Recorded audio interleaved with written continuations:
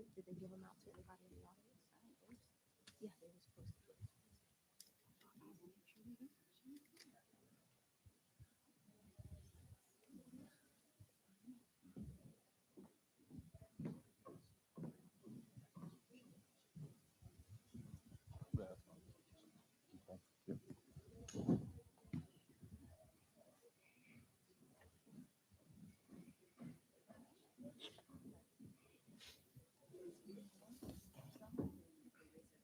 Please, yeah, just tell them. Thank you.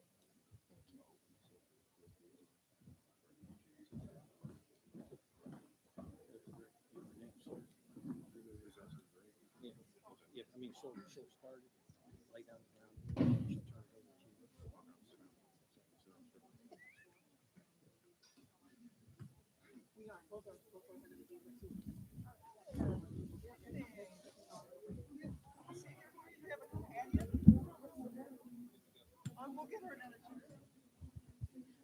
Bear with us. We have a few more people checking in, so we're going to give them a chance to go sit down. Okay.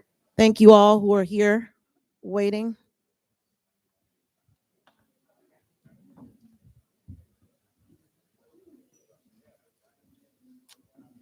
Vinny, do you have did we bring any hand cleaner for people and stuff? Yeah, too? right outside here. And then Danny has mine. He normally has it on. Mhm.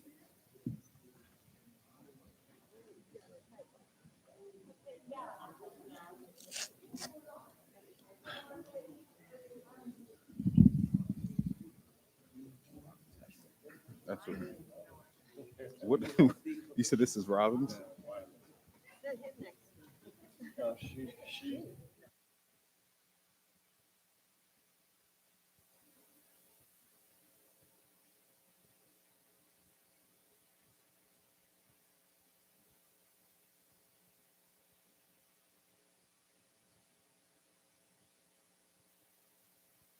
For everybody to get adjusted, if you do have a cellular device, could you please turn it on silent? We would appreciate it.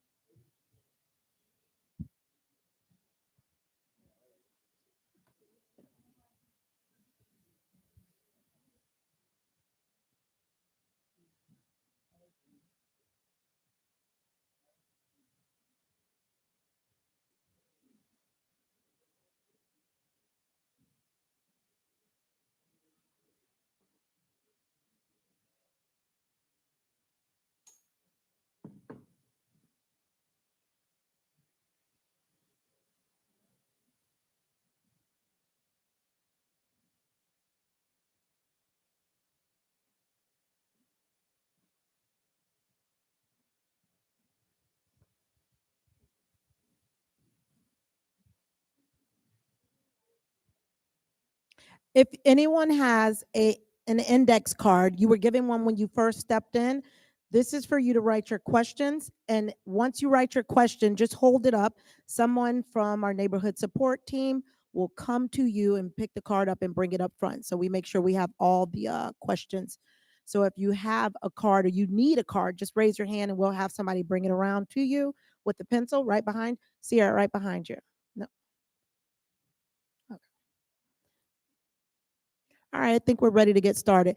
As we begin, keeping in mind it's 6:11, we'll still have people that are coming in, giving people time to adjust, transitioning from work or whatever obligations they have in the evening. First of all, I want to introduce myself. My name is Renee Peterson. I'm a captain with the Broward Sheriff's Office, and I oversee our neighborhood support team. I want to introduce our command staff, and far left, you have Major Wayne Atkins, who oversees operations here in the city of Pompano. I know you know him. We have Captain Michael Riggio, a New York native. He lives now here in the 6th borough, where all New Yorkers come to dwell. He oversees our real-time crime center and our threat management unit. Give him a hand. This guy works very hard. Last but not least, we have our boss who oversees our agency and your sheriff-elect, Sheriff Gregory Tony.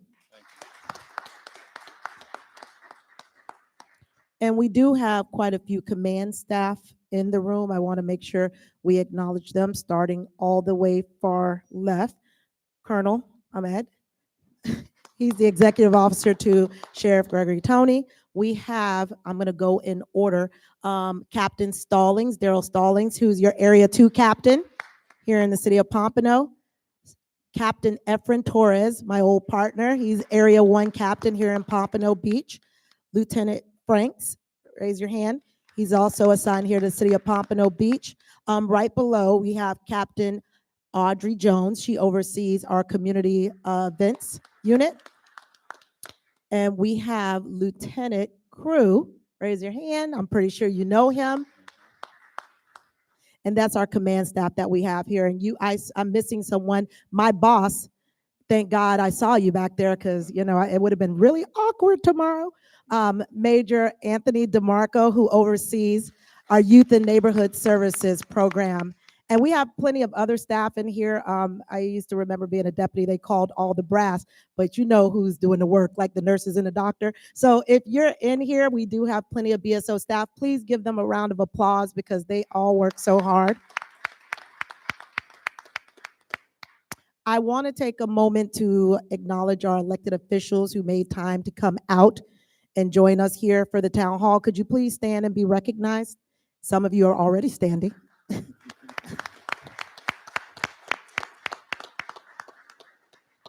Thank you all for making time. So without further ado, some of you may or may not know this town hall is being live streamed. So if someone wants to have the opportunity, if you have a neighbor or friend who is in the affected area that'll be discussed tonight, that opportunity will be afforded to you. We will share the link, and it'll be in several different apps like Nextdoor and Ring.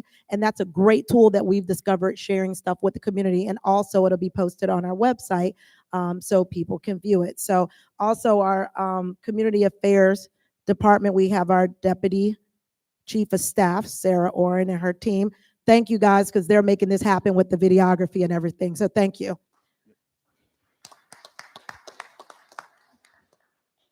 Well, I want to kick it over to Major Atkins. He's going to tell you exactly why we're here. We've done town halls historically in the past, and it was specifically for the sheriff to let the community know what his mission was, some of the initiatives that he wanted to implement during the first part of his term. Here we are 2 years out. We are here. This town hall is a little different because it's going to talk about specific issues that was raised by some of you in the community that you wanted an opportunity to address. And in a proactive way, the sheriff said, you know what, let's call a town hall. So that's how we got here. Major Atkins is going to share some stuff with you that's germane specifically to this area in Pompano Beach.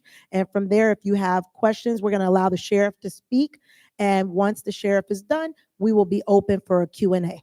Thank you. Excuse me. Thank you, Captain Pearson. I'd like to take a point of executive privilege and just ask the sheriff if he would like. Yeah, sure. First of all, good evening, everyone, and thank you for coming out here today. Captain Peterson already talked about the importance of this town hall meeting. It's one thing to conduct town hall meetings and come out to the churches and get out in the community when there's an election season around. And this community and many parts of Broward County have grown accustomed to that. But what's important for me is to make sure we sustain the relationship we have in every single one of our communities, most certainly here in Pompano. And that has to be authentic, it has to be genuine, and it has to be consistent. You won't see me just show up when it's beneficial for myself or this organization. I will show up when it's beneficial for this community. And I was happy to see that our mayor and my other elected officials who have watched me over the last 3 years, coming up on 3 years, they've been present when we called for meetings. They've been present when we talked about tough issues going on here in Pompano.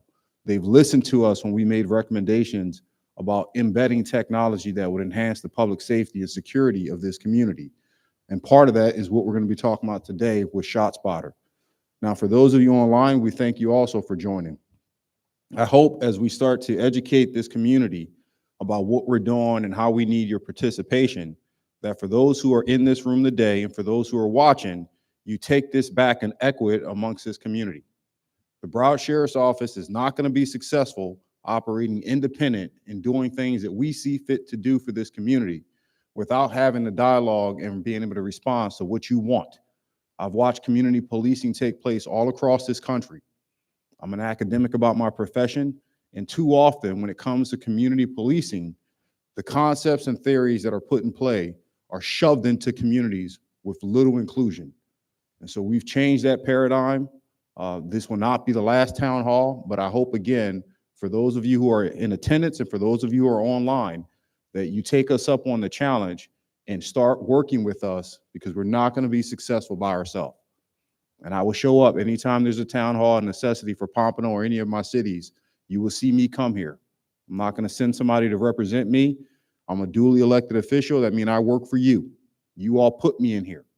And so I'm going to make sure I be present. So with that, I'm excited about today's town hall. I know the major and the staff have worked very diligently on getting this thing set up the way I needed to see it. And then we're going to take some questions from the community. So thanks, Major.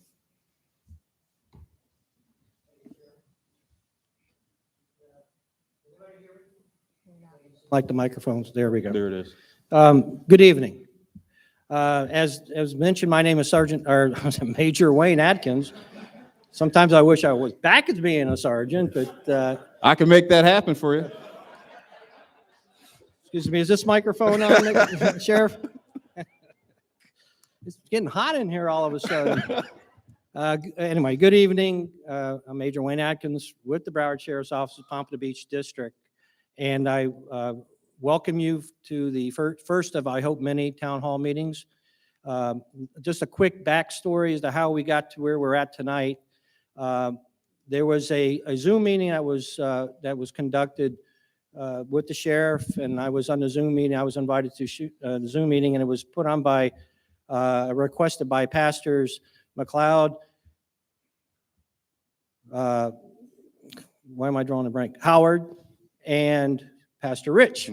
How could I forget Pastor Rich? And it dealt with different issues that were going on that they needed to be addressed, and also spoke about.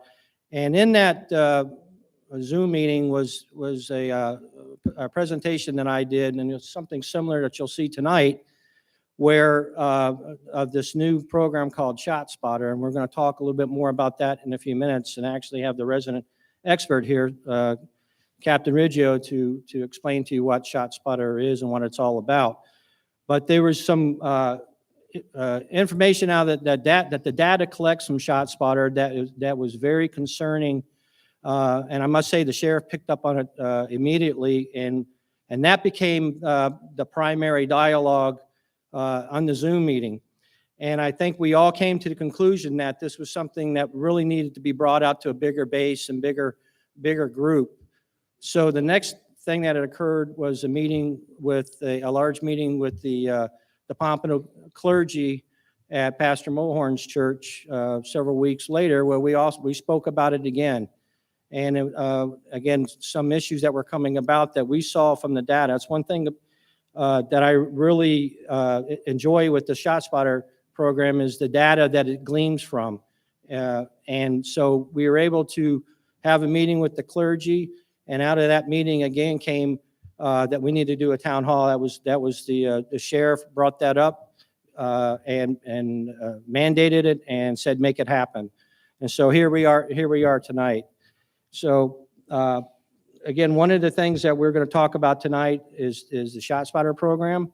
We're going to also go into the what we call the public-private program, dealing with the real-time crime center that Captain Riggio is going to talk about. And we're also going to talk about the SaferWatch program that is throughout Broward County in the schools, and also throughout the community. And again, Captain Riggio, we're going to be calling on him a lot tonight in regards to talking about those programs. So I guess without any further ado, we're going to go ahead and go into the ShotSpotter program.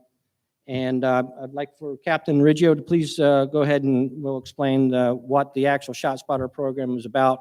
And then I'll actually go into the numbers that have been gleaned from the ShotSpotter program that actually started back on March 26th up through October 31st will be the data. So Captain Riggio. Thank you, Major. Good evening, everybody. Gotta catch you. I'll speak There loud. you go, there you go. We're good? Okay. There you go. So I'm going to tell you quickly what ShotSpotter is about. In January of 2019, the sheriff directed me to look at technology that we could use here in Broward County that would directly have an impact on saving lives and reducing violent crime. So we had looked at ShotSpotter in the past, and ShotSpotter was actually a part of this community back in 2009. There was a failed pilot program that did not work as well as many thought in 2009. So credit to the ShotSpotter company. They went back and reinvested into their company and to their technology.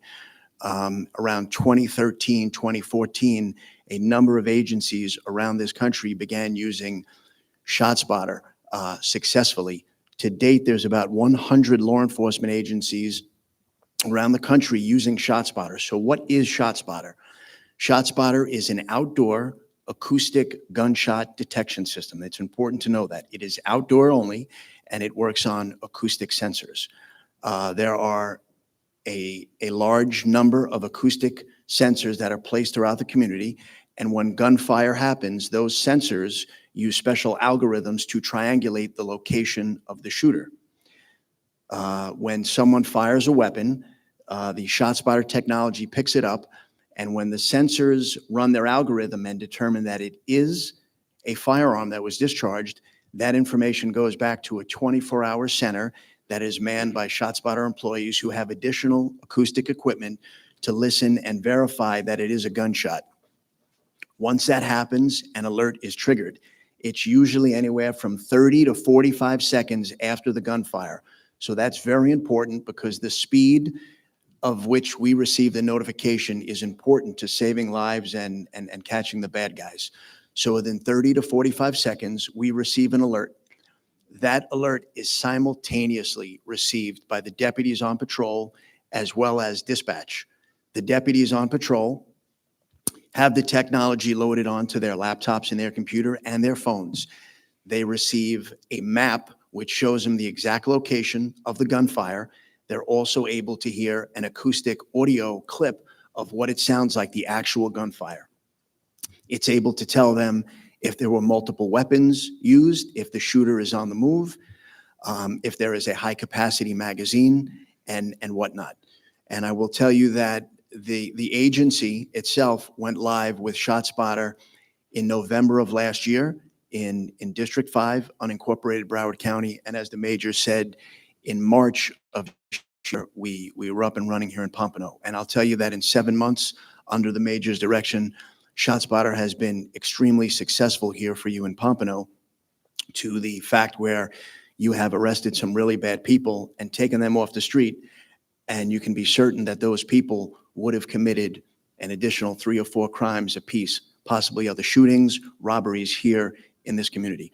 So that's a quick synopsis of what it does. We can talk more about how it works later on, and the major, you can go through the stats, and I'm happy to answer additional questions for you. Okay. Thank you, Captain. So as the captain mentioned, every week, every Tuesday, we receive a 1-week report from the Real-Time Crime Center of the statistics that comes through the ShotSpotter program. And we also receive a monthly report. And anytime I need a report on any date range, they're quick to give me the information. So we analyze it, our captains, we sit down, I send it to them. We also sit down and talk about the crimes. And what this, excuse me, what this is it's a data-driven program to where we know if we're having a hotspot area of where the gunfire is occurring or the gunshots are occurring, whether we have victims or we just have gunfire in itself, the captains know to redirect their resources and pull resources from different areas to be able to address that. And again, as Captain mentioned, we have had some success, some good success in regards to doing that. And one in particular was an area in Golden Acres in which we were having an issue with the shootings there.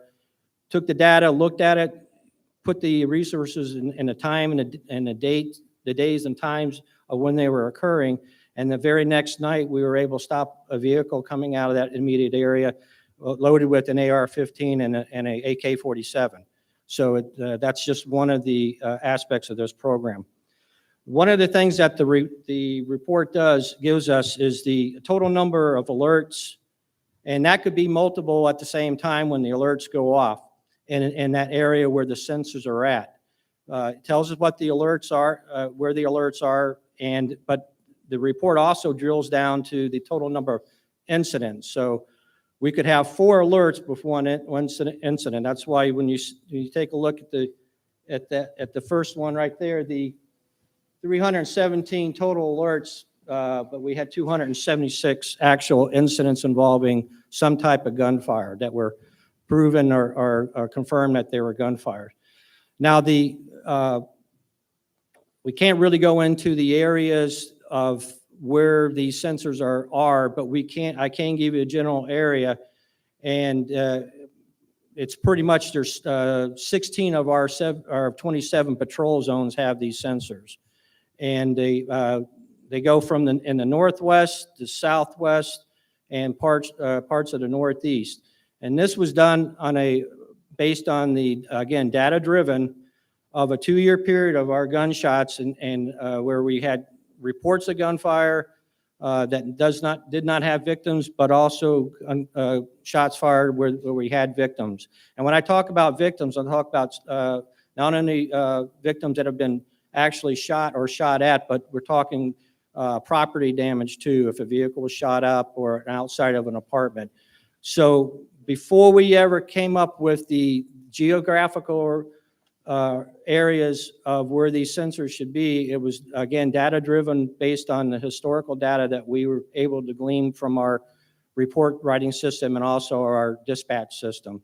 So when the sensors went up, and it was based on, I believe, the 63% of the total number of these incidents, because if we were to map with sensors of every single gunshot or every single incident that had occurred in that 2-year period, basically the entire city would have these sensors, and there's just no way we would be able. So the best bang for the buck would be the areas that we have the sensors right now, and so that's where we were at and how we were able to set the sensors up.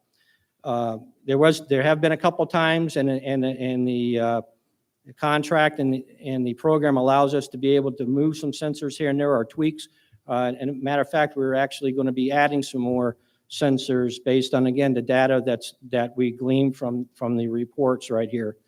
I do want to take a quick shout out to the City of Pompano Beach City Commission for approving this 3-year program and funding it. I think we're into our 2nd year. And so the mayor, vice mayor, and the commissioners, thank you very much for another tool in the toolbox for us to be able to address this serious issue in regards to gunshots and gunfire that are occurring in our community. So on this total alerts right here, again, 276 of these incidents occurred within this March 26th and October 31st.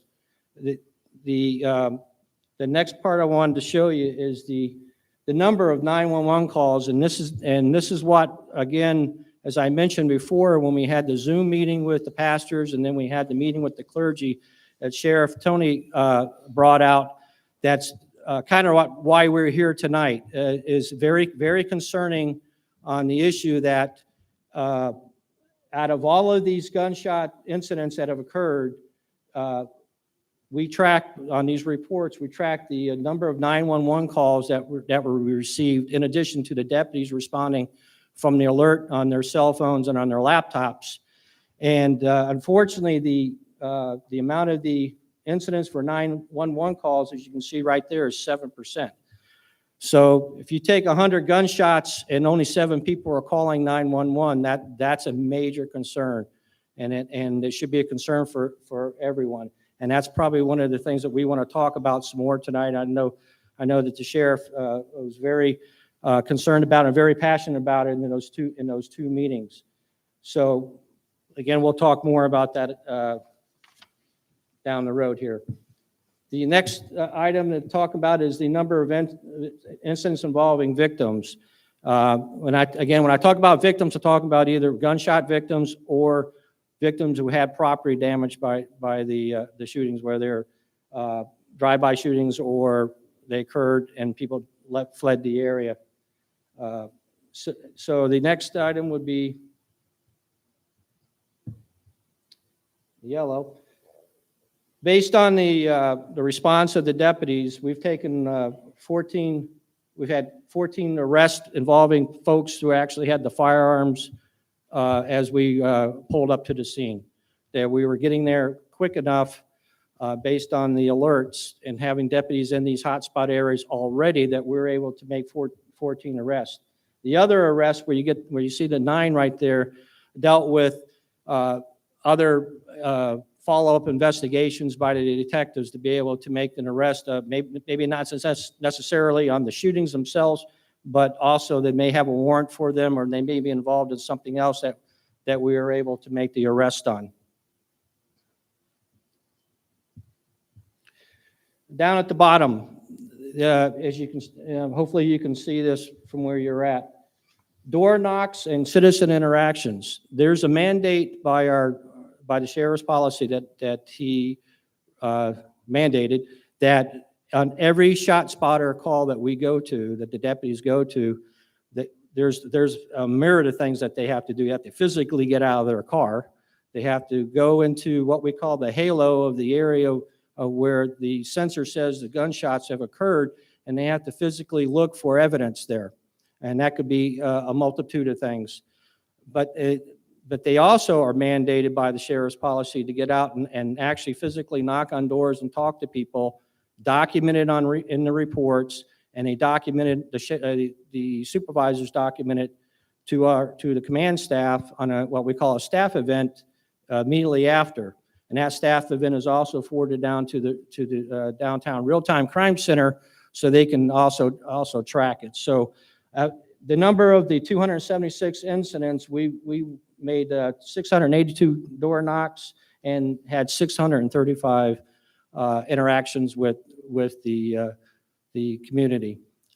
Some folks would talk to us, some would not, for again, a myriad of reasons, for different reasons. And again, that's probably why we're here to talk about that tonight.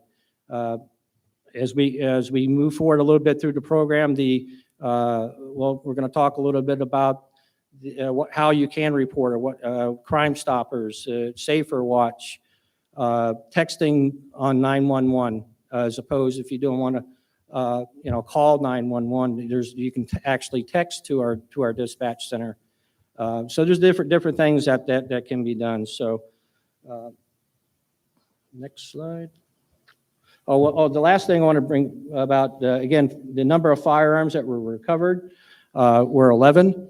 And again, that's pulling up to the scene, the deputies pulling up to the scene in a more timely manner, a more quick manner than waiting for a 911, and then we have to respond. So that the data drive puts us in the area, the ShotSpotter gets us there quicker, and we're able to make more arrests, get some illegal firearms off the streets, and be able to effect some arrest stuff.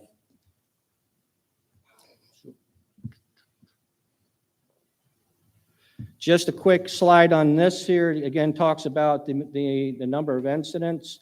There was a couple months where we actually went down on the amount of ShotSpotters, alerts, and incidents, and then we started to creep back up a little bit. But as you can see, in October we kind of stayed plateau with August. So it's secular.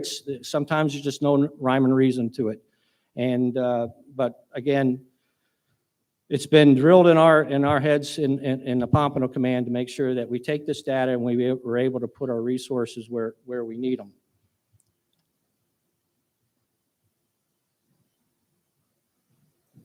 One of the things on the ShotSpotter analysis that I wanted to bring to your attention is the comparison from last year's shooting with the victim. If you take to the top part of the slide, as you can see, Last year, compared to this year, we're shooting victims. The amount of victims have actually gone down.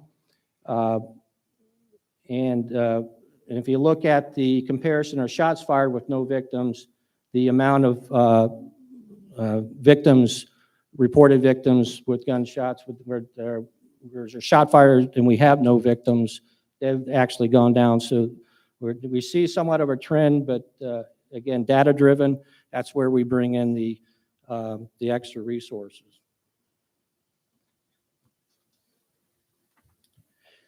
One of the things that we wanted to make sure that we brought to your attention is the amount of calls for service in our district. For the month of October, and this is throughout the entire district, the amount of calls that deputies responded to citywide was over 10,000 calls for service, 10,487 to be exact. The amount of calls for service in the geographical areas of the ShotSpotter, for instance, we break our ShotSpotter system down to east and west.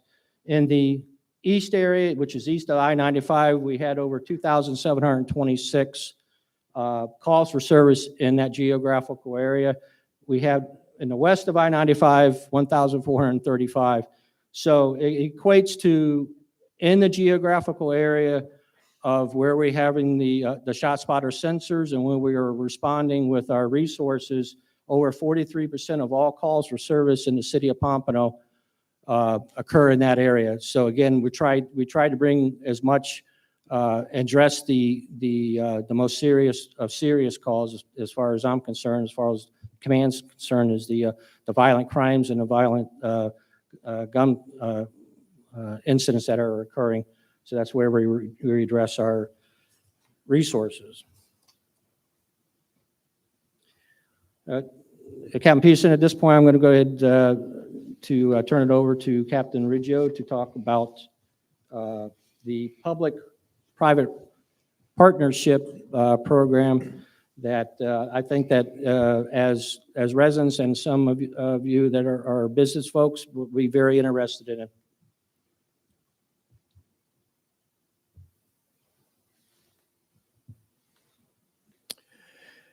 So the public-private partnership is our newest initiative, and it's designed to, again, fight crime, reduce the violence here in Pompano and across Broward County, save lives, and enhance the relationship that the sheriff's office has with the community. And how do we do this? By partnering with businesses and houses of worship to integrate the camera feeds that they already have into not only the downtown real-time crime center, but into the Pompano real-time crime center as well. We've been very successful downtown and the Majors Crime Center. When an incident happens and we have cameras in that area, in real time, we are able to access those cameras prior to the deputies arriving on scene. And that allows us to glean incredible amounts of intelligence about if there's victims, where they are, their location, what type of danger they may be in, the perpetrator themselves, what the perpetrator may or may not be wearing, if he flees from the scene in a vehicle, in what direction. And what we can do is we can give this information over the radio from the real-time crime center to deputies who have yet to make it to the scene. And it all goes back to the same premise that seconds save lives. And that's why we've been successful with ShotSpotter, because if we can get there quick while the bad guy is still on scene, it gives us a very good chance of apprehending him. Additionally, if it is on video, it is much more admissible and works better in court than possibly an eyewitness who may have been frightened and maybe not sure of what they've seen. So the way the program works is you can go right to the sheriff's website. Outside, there are these green cards that talk about the public-private partnership. And on the back, we tried to put a little barcode. We tried to make it COVID-friendly, like as if it was a menu, like the new world that we live in, right? So simply scan on this barcode. It'll take you to the sheriff's website, which is right behind me. And it's really two simple steps. It's electronically signing an MOU.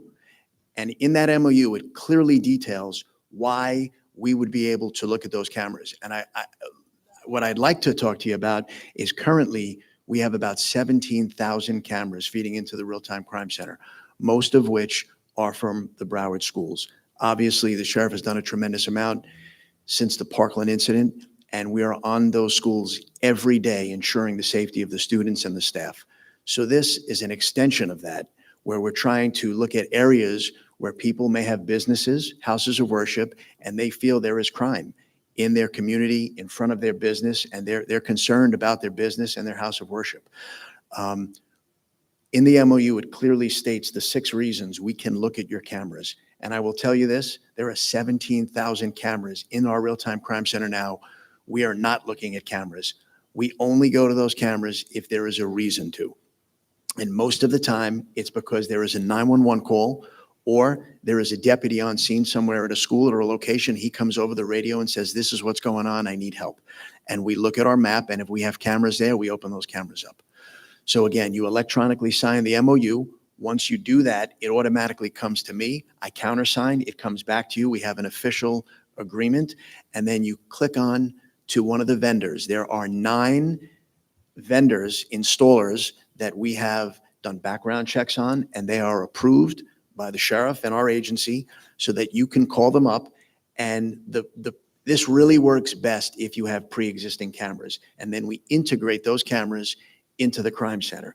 If you do not have cameras, but you're interested, well, then it's a little more complex because it now involves the installation of cameras and then tying those back in. So that is the public-private partnership. And I can tell you that cities like Detroit and New Orleans and other major cities across this country have started doing these public-private partnerships. And it has really been beneficial to the community and to the agency because it's allowing us to put the bad guys in jail, to be able to see them committing their crime in real time, which is being recorded, and to be able to give our deputies that information prior to arrival. It really helps with the whole reason we're here, is to reduce crime, save lives, and make sure the residents, live good lives and don't have to worry about crime. And that's essentially the public-private partnership. And I can't stress it enough how important it is to consider, if you already have cameras, partnering with us. And I'll tell you this, you have every right to question, well, hey, you've got a lot of cameras, what are you doing? I invite you down to the crime center. You can work it out with the major, come down, and we'll show you exactly what we do now and how we're trying to help out to the folks in Pompano Beach. So feel free to grab a card. They're on the table outside. Thank you, Captain. We're going to segue right into the SaferWatch, and this may turn into the Captain Riggio show, but if you go ahead and we'll discuss SaferWatch, then it's going to be a slide coming up here that also explains a little bit more to it. Good evening again. The major didn't tell me I was going to get this much speaking time. I would have sprayed some of that voice stuff in there. So SaferWatch is a tool that we have been using since the end of 2018, and we really pushed hard in January of 2019. SaferWatch is an app that allows two-way communication between residents of Broward County and the sheriff's office. Its primary purpose initially was to make sure that students and teachers and moms and dads in the community who had information about someone who wanted to do harm in a school could confidentially send us that tip and that information so that we can follow up with immediate investigation to make sure we don't have any more acts of mass violence in a school. But SaferWatch really was much more than that, because it really turned in for a way for everyone in Broward County to really give us tips and information about crime and different things that were occurring. I will tell you that right now there are over 60,000 Broward County residents that subscribe to SaferWatch, and 6,000 of them, 10%, are right here in Pompano Beach. Over the last 2 years, we have received 1,700 tips that have been coming through the county.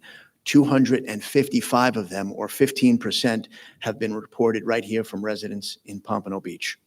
BSO has also, in that 2-year period, we have sent out 500 alerts to the Broward County community, letting them know that there may be a major investigation going on or an accident, giving them information that would help them out in their daily lives.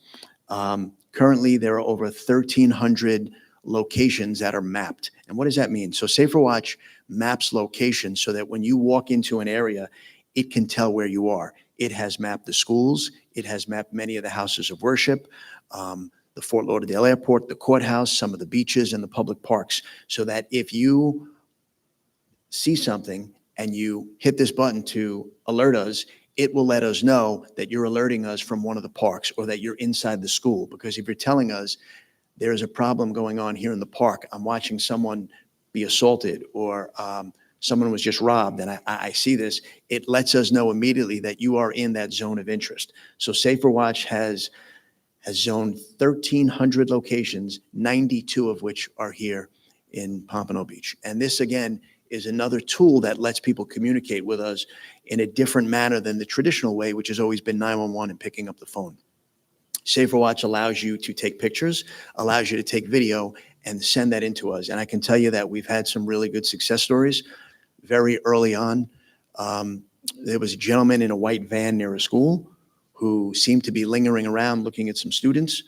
A concerned father who had the app followed the van, took pictures of the van, pictures of the license plate, actually drove up next to the van at a red light, took a picture of the person inside, sent it in. We received this information immediately. As soon as you hit send, it's to our real-time crime center within about 2 seconds. We immediately look at the data, we run the plate, and it turns out that that person was a sex offender, registered sex offender who had been doing things like that in the area. We immediately were able to reach out to the CST team in that district to quickly apprehend that person and see exactly what they were doing. So we've had other success stories in schools where there have been students on bus overhearing conversations. They've overseen people handling firearms as they're about to get into the school. They send this to us, and again, 24/7, that tip comes into us within 2 seconds. We're immediately on it. We're working with the SROs in the schools, and we've had several arrests of, unfortunately, bad people in our communities across Broward County who wanted to do harm, and we were able to stop them. So this is another tool in which we are asking people to sign up. It's very easy. The website is right there, SaferWatchApp.com/Broward. Our goal was to reach 10% of the residents, which in a county of 2 million is about 200,000, and we're still about 140,000 short. So again, it's another good program. The sheriff has done a lot of work. I believe we're going to see a video about SaferWatch. And again, if you could sign up, it's another way that we communicate and can help each other. Wayne, I can handle it. I'm You Sheriff can, Gregory you can skip the video. I'm sitting right here. Don't worry about it. Oh, you got me on that one. I got to wake up a little bit. I just want to expand on a couple of things here, right? And just entertain me for just a moment, if you all SaferWatch App. would. By show of hands, how many of you have Facebook app downloaded on your phone? Don't be shy. Instagram, Twitter, any of the major social media feeds. That's no different than the majority of this community. I have them on my phone. But here's what Facebook can't do, Twitter can't do, Instagram can't do. None of them can help save your life. Why did we invest and start pushing the SaferWatch app into our community? As both of these gentlemen already kind of outlined, it gives you as a resident another tool, whereas if you hit a panic button and you're in close proximity to a school that we have cameras to, and you're being robbed, maybe someone snatched your purse, when you press that button, that goes to our real-time crime center, and they also get access to that camera. So now before a deputy ever is on scene, a deputy is looking at that scene. We're gaining intelligence, whether is there a victim that's down on the ground and suffering an injury? Do we need to provide medical aid? Is the suspect still there holding someone hostage? Has the suspect ran northbound on 136? All these different things that are taking place impact public safety. And it's just part of the current modern approach that we're doing policing now, is to get these applications and use this technology to help safeguard the community. Now, another interesting point here that has not been talked about with the Real-Time Crime Center is that we didn't increase any cost of service or anything for the community. When I accepted command of the office back in 2019, we reallocated money within our current budget. So we didn't go out and go to the county and say we need more money, which eventually ended up becoming more tax dollars and impacting the community. We shift around anywhere between about $7 million just to get that real-time crime center up and running. Then we also invested in paying for SaferWatch to get that going. Again, we're not putting out an invoice and saying we need more money. We're making these things work within our budget, but they're only going to be effective if the community buys in behind them and start participating in some of the simplicity aspects. Download the app. We had a benchmark for 200,000. We're about 50% short from that benchmark. That's how you all can help us. We talked about the crime statistics and things, the data that we've seen so far from ShotSpotter and why it was so alarming for me when I talked to our pastors about this. You know, to have 7% of 200, 300 plus shots fired, calls coming into the community, it made me question what's going on in the community. Has the community checked out? Has the community gave up on dialing 911? And if that's the case, then what did we do to lose that public's trust? And then how do we get it back? Nevertheless, when we're talking about these shooting incidents taking place here in Pompano, I think everybody can agree that they're highly unacceptable, that that's going to be a priority for us as the law enforcement arm in this community to make sure we go after the bad guy and the people who are firing bullets off. I get every alert on my phone. I think we had 2 yesterday in Pompano. I get every single alert. And what I started to question after I looked at the data and talked to our pastors was, now when my phone go chime, I'm wondering, is the community calling us? Or is this just going to be left up to our personnel to get there and hopefully no one lost their life? Think about the volume of shots that occurred during that time frame from when we launched here in Pompano to where we are now, and how many potential victims could have been laying on the ground, bleeding, and no one dialed 911. If these statistics are valid over the last year in which we've been monitoring this piece of equipment and using it, it's probably safe to say that before we had this equipment, the numbers and volumes of shots going unreported was the same or more. Does that make sense? We only know what we're capturing now. But what happened in 2018, 2017, 2016, was this the pattern? And so now we have some form of data to look at and start figuring out, okay, it's working, it's effective, but it's not as effective because we're missing something between the first responders and the community. And that was the big driving push behind, all right, let's get in this room, let's get in these town halls, let's get on the social media board and start figuring out how we do this together. Data speaks for itself, right? We can look at pie charts and bar charts all day long, but that's not going to give us resolution. It's not. It's just going to tell us what we already know, that there's a problem that exists and we need to put something in play. And it can't just be, let's just keep responding. The sheriff policy manual says that, you know, the majors folks is going to knock on every single door. That's right. I signed it. I put it in place. But we need to start looking at methods to put in place that are preventative from these shootings versus what we're doing now is more on the responsive side because we're still having to go to these calls. And it's only a matter of time before we do face that tragedy here in Pompano, where some stray bullet finds its way through some glass window and strikes and kills some innocent kid who's getting ready to go to school tomorrow. And we all know as a community, when that happens, then we're all going to be rallying out here, including myself. We'll be marching down these streets. But before that happens, let's come up with some things here today over the next few days. I know this is the first time for many of you, but this is important. And it can't just be a technology matter. It can't just be a presentation of what we've spent in our budget. There's a human element here that we're missing to be successful. All right? So go ahead, Major. I went a little long, but All good, Sheriff. All good. all right.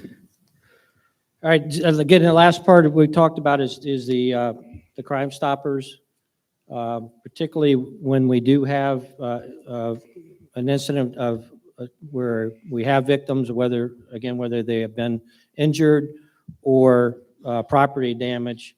This is another resource being able to go into. I'm sure you're pretty much familiar with Crime Stoppers. Have been around here for a long time, but you do remain anonymous, and you're given a number, and the tips come into that particular district. I know the tips come to me and my office assistant almost on a daily basis, and it ranges from a myriad of things with narcotics, different types, sexual predator possibly in the area, and we address every single one of those. And we respond back to the Crime Stoppers program with the results of the tip. And it's all worked out with Crime Stoppers. Our hands are not touching any of it, other than being able to report back to Crime Stoppers that we received the tip and that here's the results of the tip. So we just wanted to put that information back out there. So at this time, I'm going to turn it back over to Captain Renee Peterson. We're at the point of the agenda and the program of going through the question cards, I believe. Yes.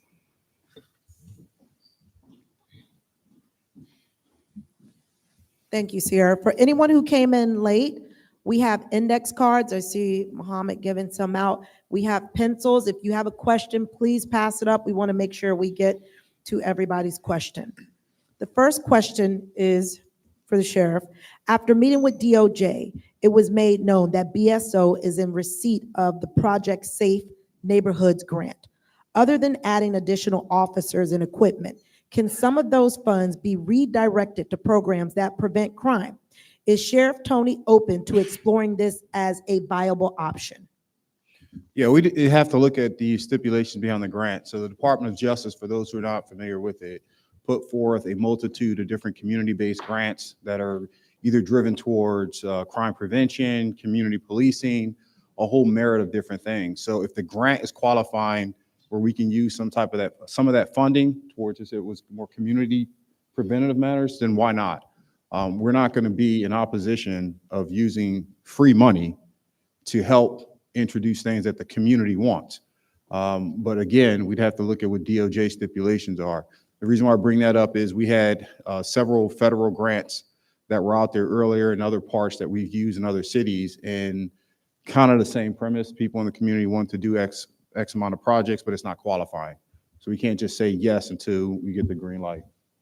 And Mayor, can I just add, or I'm sorry, Sheriff, if I could just add to that, the Project Safe Neighborhoods grant, we're into our second year with it, and it is stipulated in there that it's strictly for overtime to address the violent crimes and the gunfire within the certain geographical areas. So again, we're in our second year. We should be getting that funding here within the next couple of weeks. We actually have it now. It's setting up the budget, and we've also been approved for the third year. Okay, perfect. Thanks, Wayne.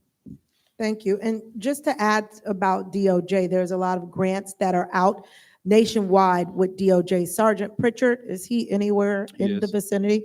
His hand's raised over there. Currently, right now, and credit to him, this was an initiative that was a few years back, and he wanted to give some life to it.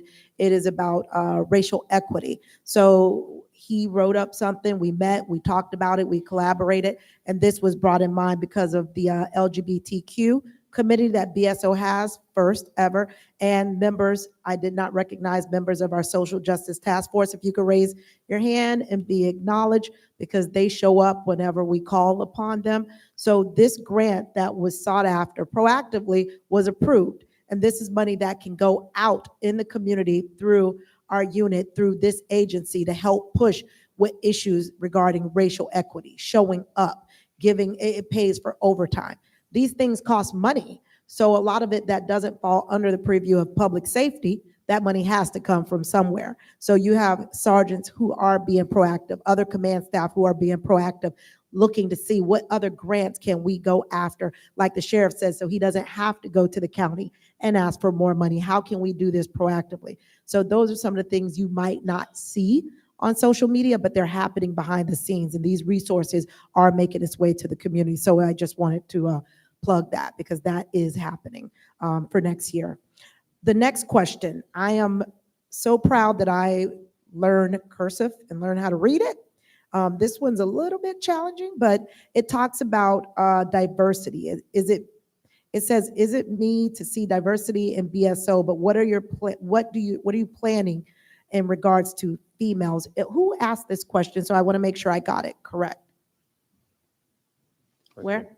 Sir, I don't want to destroy your question, but could you please elaborate so we can get it right?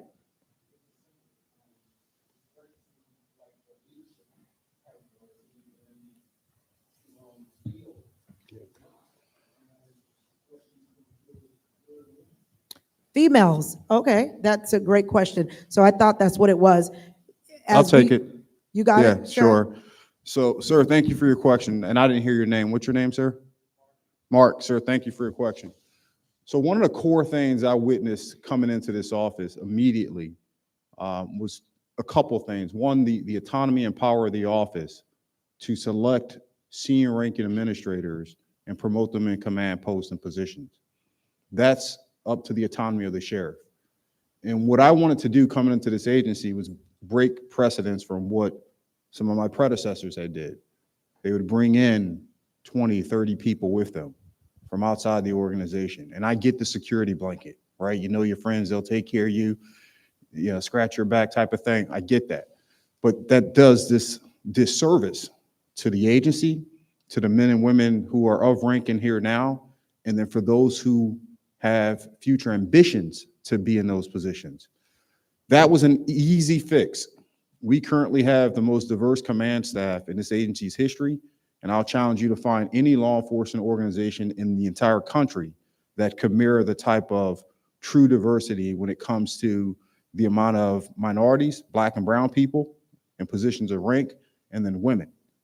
One of the things I'm proud of is if you look at who we've promoted throughout the last 3 years, hundreds, almost 400 plus different type of promotions that's occurred. 44% of them have been women. And of that 44%, almost 60 of them have been Black women, to include my undersheriff. It's the first time we've had a woman undersheriff who's leading up operational aspects. But then to your point, Mark, okay, I can make that decision like that. It's been done. But what are we doing for the longevity of that type of diversity and inclusion? We start partnering up. I pushed this out and been bringing in Nova Southeastern University to help us establish a succession program that would prep individuals from going from deputies to sergeants, from sergeants to lieutenant, from lieutenant to captain, etc. Because we don't have that. We don't have a solid base program as of to date. Our training division does the best that they can, but there's been nothing designed specifically for promoting. And once that construct is in place, it will give us a chance to ensure that as we have more minorities come into this organization in general, that we remain and have that level of reflection of Broward County residents. Now, our overall figures, when you start looking at, if we broke this up in a pie chart, and I have it, I just did this presentation. If you look at the demographics behind the county and the sheriff's office, we match and mirror and surpass county demographics in several areas, especially when it comes to our overall African-American or Black employee base. You're like, well, wait a minute, really? Yes, but the problem, so to speak, or the issue that you're talking about is how many of them are reflective of the baseline deputies you see in the field, because that's where the numbers vary. From an agency standpoint, yeah, we are a minority, majority-driven organization. But the majority of the deputies that look like you are working in the Department of Detention.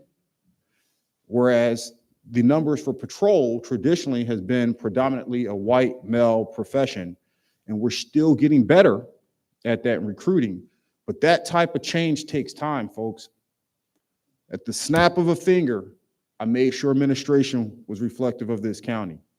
But we're 5,800 strong in this organization. And so we have to prepare by training young people to take these positions and making sure they're qualified and competent. Because the last thing I'm going to do is put somebody who's Black and incompetent out in the field in command. It ain't going to happen. The people who are promoted that look like me, that look like you, are the best of the best in this agency. But that's the standard across anybody that we're ranked now. White, Black, Hispanic, I don't care. You got to be top notch. So bear with us because it's changing and you're going to see more of it. All right. We've put the things in place and we're going to keep pushing forward with that. But thanks for the question, Mark. Thank you, Sheriff. Mark actually had a second question, and this is for the district. There are a lot of cars racing near power line in the late weekend hours, and there seems to be little change. Can you address? Did you capture that? Yes, I can. Okay. And again, appreciate the question. We look at the statistics almost on a daily basis. Captain Daryl Stallings and his executive lieutenant Lacey Crew, we get the chief's log, we get staff events every morning, and he addresses it by sending in those resources. One of the things that we did also, with the help of the city approving and the sheriff approving, is we brought on additional crime analysts to be able to help with this information, because as large as we are the largest district in the Broward Sheriff's Office, and I have 281 sworn and non-sworn personnel in the city of Pompano Beach alone, and that's 249 sworn deputies from me on down. And so we brought in additional crime analysts to be able. They are now, one's actually directly assigned to Captain Stallings' command, along with Captain Torres's command. And then we have a crime analyst in our real-time crime center that deals with that segment of the department. So we address it. If there's a crime trend, we do have a unit called a crime suppression unit that goes in there. If it's a situation where the cars are being left unlocked, for instance, we have a newly formed, and it was formed last year, again, with the approval of the city commission for additional personnel, is our core team, is our community outreach team that goes into these areas and educates the folks about locking your vehicles, making sure you don't leave valuables in there. Because a lot of times the cars that are being broken into are crimes of opportunity. It's seeing the laptop in the back seat, seeing the key fob in the ashtray of the wife's car that's sitting next to you, being able to break into that car, to steal the key fob, to take the car next to it and leave and stuff. So it's a lot of times it's a matter of educating our folks, the community, to be able to address the problem. So, but I can tell you, and I do have slides, but we are on a downtrend of the what we call burglary conveyances, burglary vehicles. I know that's not comforting for folks that are actually being victims, but we address it again on a daily basis. Captains know that's a mandate that we do in the district, and they stay on top of it. So hopefully, Mark, I answered your question. Also, really quickly, if you can, because I spoke in terms of the agency, but you do have some of the breakdown and demographics, Wayne, about what we look like in Pompano. Can you pull that up for me real quick? Yes, sir. I want to go back, Mark, to your question. I forgot we actually had some of the charts about what Pompano looked like, and you'll see exactly what I'm talking about. You want to go through it, Major? Yes, sir.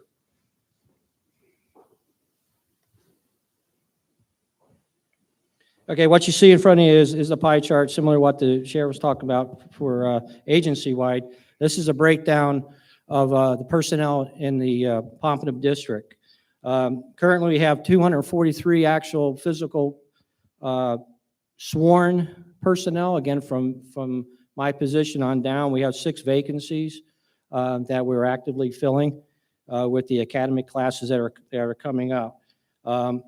If you add up the categories that the sheriff's office breaks down when it comes to the ethnicity of the personnel, we're over 51%, or at 51% of non-whites sworn deputies in the district. And as you can see, blacks or African Americans, 18%, Hispanics are 28%. The multiple ethnicity of our folks is at 4%, and we have a 1% of Asian. For the whites, we're again at 49%. So 51% for the sworn personnel. And how that equates to, we have what is called specialty units in our district. And it's our detective bureau, it's our traffic unit, it's our crime suppression unit, it's our core unit. And again, over 50%, 56% of the groups are non-white in these specialty units. So I think across the board, we're well represented in these specialty units. And everybody has a fair shake in these units. When it comes down to the northwest section, that's Captain Stallings' position. As you can see on this particular slide, that what we call Area 1 is command, Captain Torres and his command. That's everything east of Dixie Highway, all the way from the south city limits to the north city limits. Area 2 command, Captain Stallings and his folks, that's everything west of Dixie Highway, all the way to the Turnpike, and from McNabb Road all the way to Sample Road. And again, in the area of Area 2, for the northwest community, is you see the breakdown of the amount of the different ethnicities of the folks here in the district. So that equates to in area 2, that's actually almost 53% are non-white, representing the northwest section. Because I don't have to sit here and tell you, particularly in the northwest section, is that we have a very diverse, very multicultural communities that you can go 3 blocks and you're into the Haitian American community or the Brazilian community throughout. So we try to spread the folks throughout there. One of the last slides on this, Sheriff, is our non-sworn personnel, our civilian personnel. Again, it's reflective of I believe, of the community, and 50% of our civilian folks which are the backbone of our district. I can honestly tell you that we have 50% are black, 9% are Hispanic, and 41% are whites. And so that was a breakdown I think you were talking about before. Yeah, no, I appreciate it. Mark, you had a follow-up? I saw your hand go up. No, Mark, I got you. I read your eyes. Major, I know you addressed crime trends, vehicle burglaries. What Mark was actually asking is about speeding up and down the highway. That's not your question?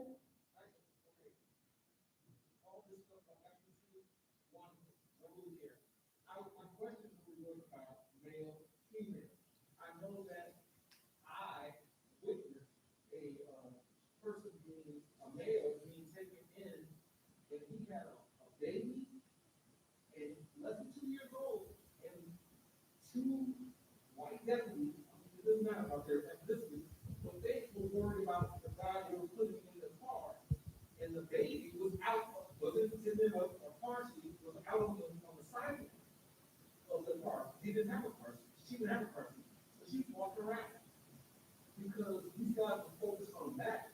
I asked, I stopped, and it was so weird. I stopped and said, "You know, look at this. This looks ridiculous.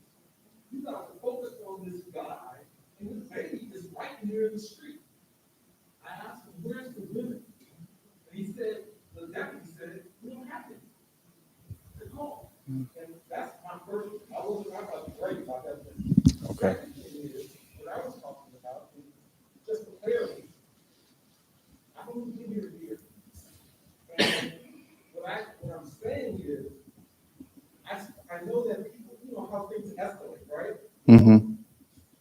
If you have cars racing around, and I'm talking about like car shows, they're like racing and speeding each other, chasing each other up and down the street, and the police aren't getting involved. Someone crashes their car and they're upset, what are they gonna do? You get my point? That's what I'm talking about. The escalation is, there's no, I call no one's ever come to fix it, it goes on for an hour. The Thank you, Mark.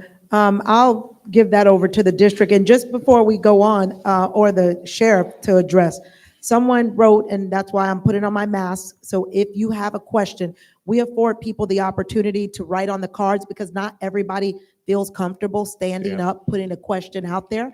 But if I have your question and I read it and you want me to come to you with the mic and you can elaborate, I believe the passion in your voice says a lot more than what I can express on a card for you. So please, if you want me to come around with the mic, I have a mask, I'll accommodate you. We are trying to be cautious due to COVID. Sheriff.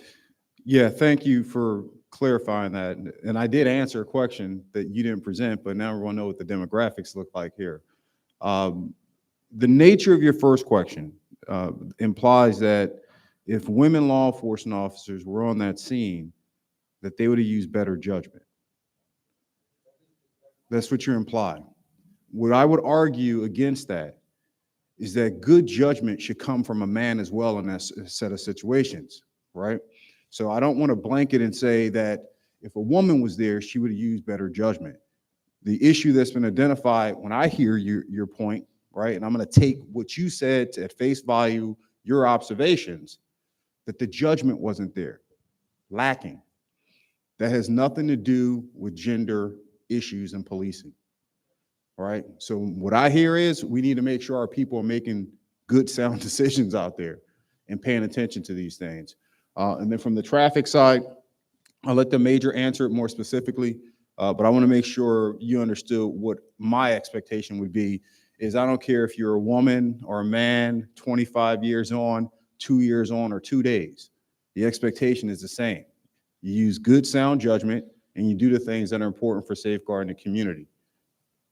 I think you probably would agree with that one. All right, thanks, sir. No, I appreciate you clarifying that with, because it is kind of hard to hear up here. The car shows definitely are a major problem that we address. And I know that the command, when we receive the information, when the calls, there's a lot of times with Captain Stallings, who is, part of the community, actually a resident of Pompano, he received phone calls from citizens before we get the calls. One of the problems is a lot of times is that we're not getting the calls. He'll get a call. He'll get several calls from residents and that he knows or folks that used to be his kids in Sanders Park Elementary School as an SRO, and he'll contact the supervisors. What I do suggest to you, sir, is and anybody else here, that if you're not reaching the satisfaction that you think should occur in a particular incident, you have all the right in the world to ask for a supervisor to either reach out and call you or to have somebody show up and speak. And that's something that I implore anybody to do if you're not getting, if you think something's not right or an incident where you think it should have been handled differently. That's what our supervisors are there for, among other things. But feel free, you have, and our supervisors will respond.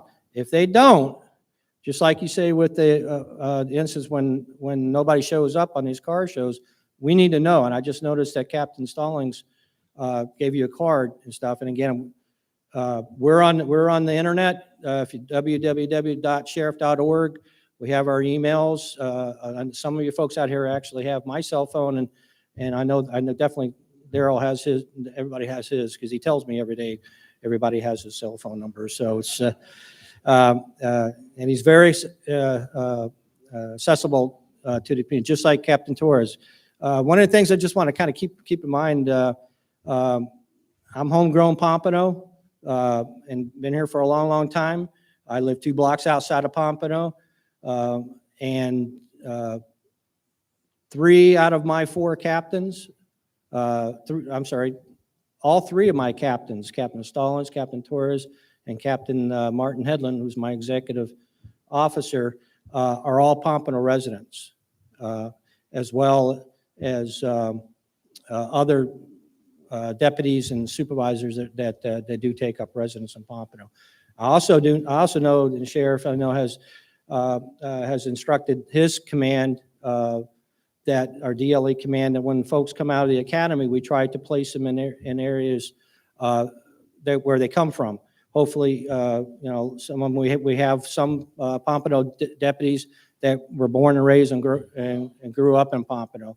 So again, it's something that we try to have that hometown police department concept stuff. Hopefully that'll do it on that question. Thank you, Major. There was a question about writing, like I said, on the index card. And the statement was, this is why we don't have trust or feel safe. The mere fact that we can't ask the sheriff a question on the mic. You felt forced to write on a small card. I am not in opposition of anyone in this room grabbing a microphone and speaking. What we decided to do was keep this in a construct where everyone could get a chance and it doesn't turn into one individual taking over the mic. So if that's the impression, let me be clear. I'm here and I will answer every single question until we leave here. I don't know about you all, but I'm getting paid to be here. So I can sit here all day, all right? But for sake of keeping it fluid and making sure we have some type of management and being fair, that's why they were set up.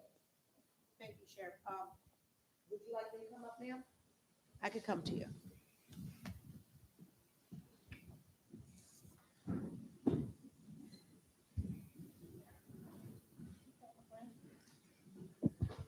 Good evening. I actually Hello, have a ma'am. lot of questions, but I'll try to keep it limited. I'm definitely pro-police. I'm a retired police officer, so I believe in policing, and I know the difficult job that it is to police, especially in this era in the pandemic. But I'm concerned that I haven't really seen that much of a difference from Pompano Police Department to the sheriff's office. Born and raised here in Pompano Beach. I've seen a lot of people come and go. I know a lot of hard deputies that work for the sheriff's office currently. I have a great relationship with them, but it's not a problem for me because I know where to go to when I have concerns. I know where to go to when one of my family members has been mistreated.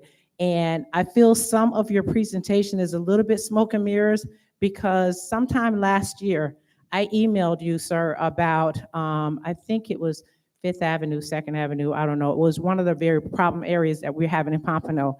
I sent you, I think, 2 very lengthy emails about the myriad of concerns I saw at that particular property. And it was only until a couple weeks later, there was a couple homicides there, that somebody finally contacted me and something was done.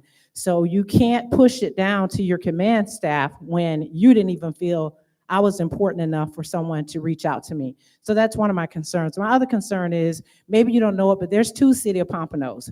There's one that's on the east side that gets a lot of money, that gets a lot of attention, and then there are those that are totally left out, which is my neighborhood, which is in the northwest. And I'm not afraid to call and address concerns. I'm also not afraid to work. If the deputies need something, they call on me. We have cameras at our connection with the police and the people. And that's the part that's frustrating. And that's why people don't dial 911. I'm just telling you the reality of what people come to me and say to me and many others. So we are concerned about our community. And we want our community to look just like it does on the east side. I don't want to keep driving down my neighborhood and everybody's begging me for money on every stop. The unfortunate part about the Northwest, sir, is we have the jail in our neighborhood and we have the homeless center. And no one wakes up and wants to be homeless. However, what are we to do? They come to my business, we try and feed them and help them, but where do they go from there? And so it's everybody's job. I guess you all have a task force, and that's great, but we need more, and we can't keep throwing money at the problem. So we need everybody to buy in. It can't be all the police either. Some of the citizens, we have to do a better job at some things as well. But we're paying a lot of money. I just expect to see a lot more. Between the homeless people and the people getting released from jail, you can hardly walk down the street. Don't even try to go to the racetrack for gas because 46 people are going to ask you for money. And I'm just saying it's extremely frustrating. So we want to work with Broward sheriffs. We want to have our communities look just like A1A. We want the same opportunities. We want to see our neighborhood the same, and we want to be policed the same and not over-policed. When you have the broken window stereo, what tends to happen is you get over policed, and that's not what we're for. So I'm glad we're here tonight, and I hope we can come to some resolve. Excellent. Ma'am, what's your name? You didn't state your name. King, Tundra King, King. Thank you. All right, so you laid out a lot, and you know what? Here's the thing. I'm going to try to pick apart some of the things that you brought up. I'll begin with the fact that you stated you sent me an email. If you sent me an email, I'm sure it made its way through its chain of command and made sure that we filtered it back down to the district level so that they can be actionable on the items that they can fix. What typically happens, and I've learned this over the last about 3 years, is people will send emails to ask the sheriff or send it to directly to the sheriff, and they don't realize that you are part of probably thousands that come in there because of the size of the agency, the amount of districts we're managing. And some things will get to me, and then some will get reallocated or reshift over to its district responsibility. No excuse, all right, I'm here.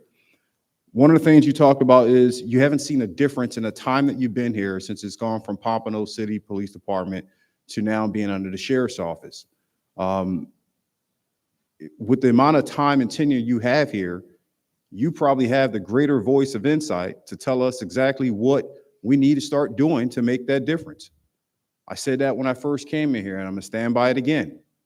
We can't do this on our own. What you have witnessed through previous administrations is that they have forced it down your throat, that this is the way it's gonna be, this is the way it has to be, and there hasn't been this hard conversation for a sheriff to sit here and hear what you have to say with the level of passion that you have, and understand it's my job to try to mitigate that and fix it, and not just be a one-off.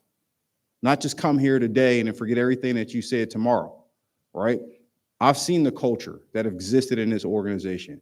I've seen the discrepancies in how we police certain cities versus others. No one wants to admit to that, but that's a reality here. And so we have not dismissed Pompano Beach to be second to none. Every single city that is under my command will get the same quality of service. I don't care if you're in Weston or if you're in Parkland or Pompano or West Park, right? Every single person that live in this county, this 1.9 million people, has the same expectation for a quality of life. And I don't need to read that in a book. I don't have to do a research study to understand that. Then you roll over to Ms. King about some of the things with distrust in the community. I talked about that too. I understood it, right? We are in some very challenging times, twofold. One, we're coming off, still recovering from George Floyd murder up in Minneapolis, where the community across this country had broke away to some accord with law enforcement. Despite how good of a service that an agency is doing in their community, everybody suffered on that. And so we try to interject community policing, getting our neighborhood support team out here, doing these things to start touching the community as often and as frequent as we can, as many projects as possible. That's so we can avoid what you talked about, over policing, right? Over policing in minority-based communities has happened in this city, it's happened in this county, and it's most certainly happened across this state and this country. We haven't taken an approach of we are going to just dump resources into Pompano Beach without looking at statistics and data about where do we need to police. If we over police any segment of this community, we're going to lose their trust. When we over police, typically in this country and in this county, we over police in communities predominantly they're Black and brown. And this is why we have a hard time as Black folks and brown folks with trust in law enforcement. We pass this torch on and on and on. So I'm hopeful. You haven't seen quite a difference? Well, this is our chance. This is our chance to figure out how do we go about it. We have roughly 40 people in here, give or take, a good portion of law enforcement personnel. We need more civilians in here that are bold enough to say what you said and then help us act. I didn't come here to hear passive rounds of applause and handshakes about how great we're doing. I know what good work we're doing, but I also know that we're short in areas. And I hope everybody in here and whoever's watching online take me up on the challenge, because this is my responsibility. This is my agency now. I'm leading it up. So you're not going to see me point the finger at a captain or a major. I'm going to sit right in this room, take notes, and take it right back to see what we can fix. All right, so don't lose faith on us. And if I ain't earned your trust yet, I'm damn sure still working towards it. All right? Yes, ma'am. Thank you, Sheriff. I know who you are, Carmen.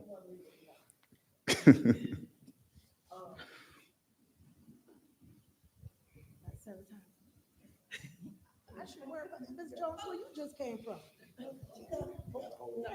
I can hold it. Thank you. And I'm safe. I heard Ms. King talk about emailing the sheriff and not getting a response in the process in which it happens. And I do understand how busy you are. Trust me personally, I do. I've been a victim, but I look at the broader picture. I'm open-minded. Mm-hmm. But the thing of it is, when it's passed down to the local district, how can we ensure that the person that emailed you will get communicated back to? And if they are communicated back to and their situation is acted upon, that we can let you know, because you need to know that we're satisfied or dissatisfied or what the outcome was. I think it's very important that you know when we reach out to you personally or through email, that whatever the case may be, you know from that same person that reached out to you what their opinion is of the outcome. And I say that because I'm sure everything that's been mentioned here, such as the drive-by, the motorcycles, and that issue has persisted over 20 years since I've been back home in Pompano. And this, for some reason, it just cannot be settled. It cannot be taken care of. And so that needs for you to know, I think, because it's an old problem that comes down to however your system want to work. And then you need to know from whoever reported that what the outcome is, because when you come out like this, you said it's not going to be your last time. This is kind of what you're going to do. You need to know what happened with that concern that we have. How can I ensure that if I email you or anybody else email you with a concern and it goes through your protocol, that you know what we think about the outcome, because you're ultimately responsible? Yeah, I think the easiest way to go about that is, just so you know, for clarity, Carmen, when emails come through and there's complaints in district and things that needs to take place at the operational level, it'll get disseminated from my office, under sheriff, colonel, executive director, down to the major that leads up the district. And once it goes into the major's hands for operation, once he completes his assignment for whatever that complaint is, it does flow back up. It comes back in our command staff meetings when I'm there with all my colonels about what occurred, what took place. It's the same reason why we ended up here. So we had meetings, we launched this project to make sure we start getting content out to the community, we get the town halls set and established. Throughout that process, once it launched, the last dialogue I had in terms of with the community was at Pastor Mohorn's church. But I talked to the major almost every week about where we're at and where we're heading for this project. So it's not that I'm not getting it. I think the best thing is to make sure you get it back, that I got it. That's what you're saying. And I can make that happen, whether it either be through our staff, my chief of staff office, just an update, little touch or something like that on a joint meeting or something with the major. So that's an easy request. It's realistic. Thank you, Ms. Jones. I know we have a Somebody in the question. back. You've been waiting patiently, and I have one up here. I want to be respectful for the people who did write on the cards, and if you have a follow-up, just let me know. This one is, it can be to the sheriff or Captain Riggio. It says the public-private partnership advises businesses or houses of worship how to best utilize their cameras in high-crime areas. So I guess the question is how to utilize their cameras in high-crime areas. So could you explain that a little further for businesses and houses of worship? Maybe if I know from the community, what if they already have an existing camera system? Would they need your new technology as far as cameras, and how will it be utilized? It'll be external? I'm sorry, I just want to make sure I have the question right. So it's, people have cameras, they want to share them with the crime center, and they want to know how do we best decide? How to best, the question, it says how to best utilize the cameras in high crime areas. And if you're here and you ask this question, please let me know. If, I don't want to mess it up, but that's exactly what the card says. right there. Right there.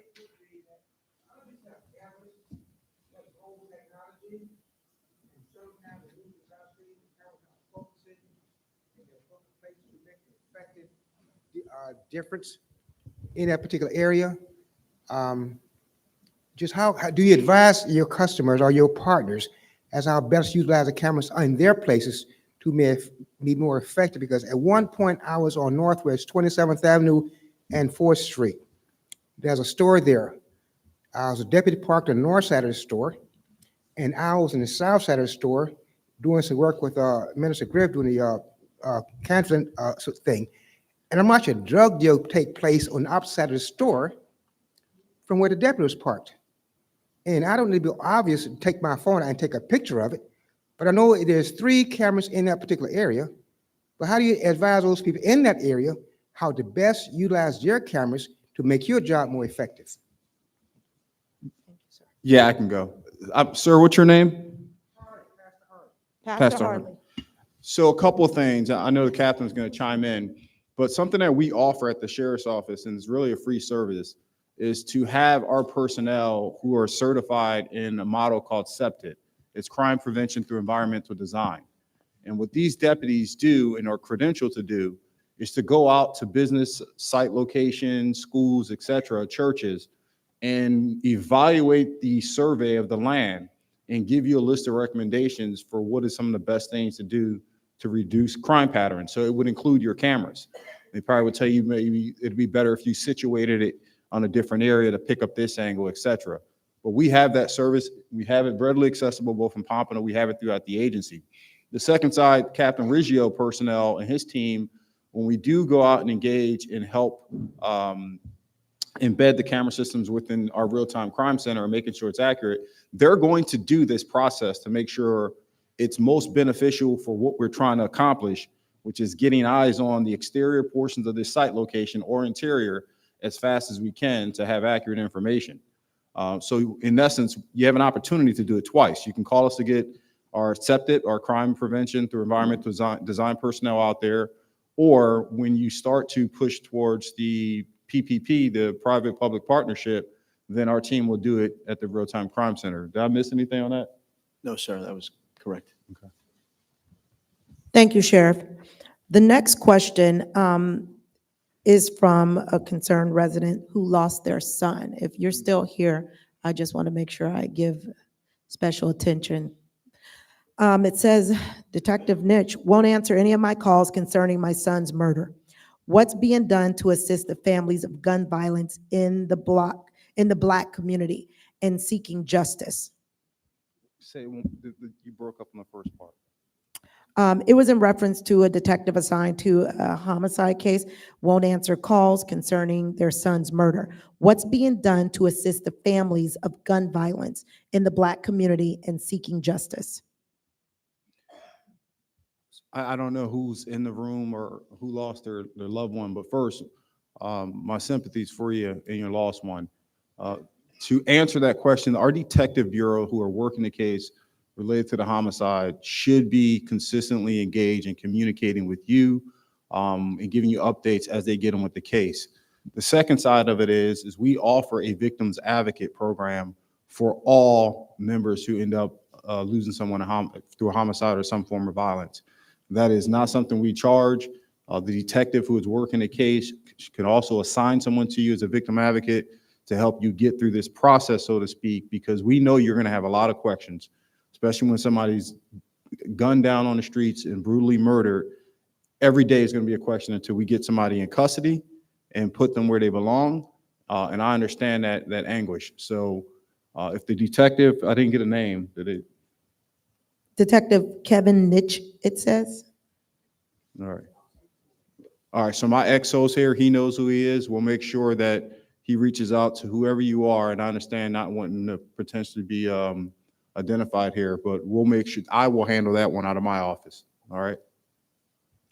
Thank you, Sheriff. The next question, and then I'll come up to you too.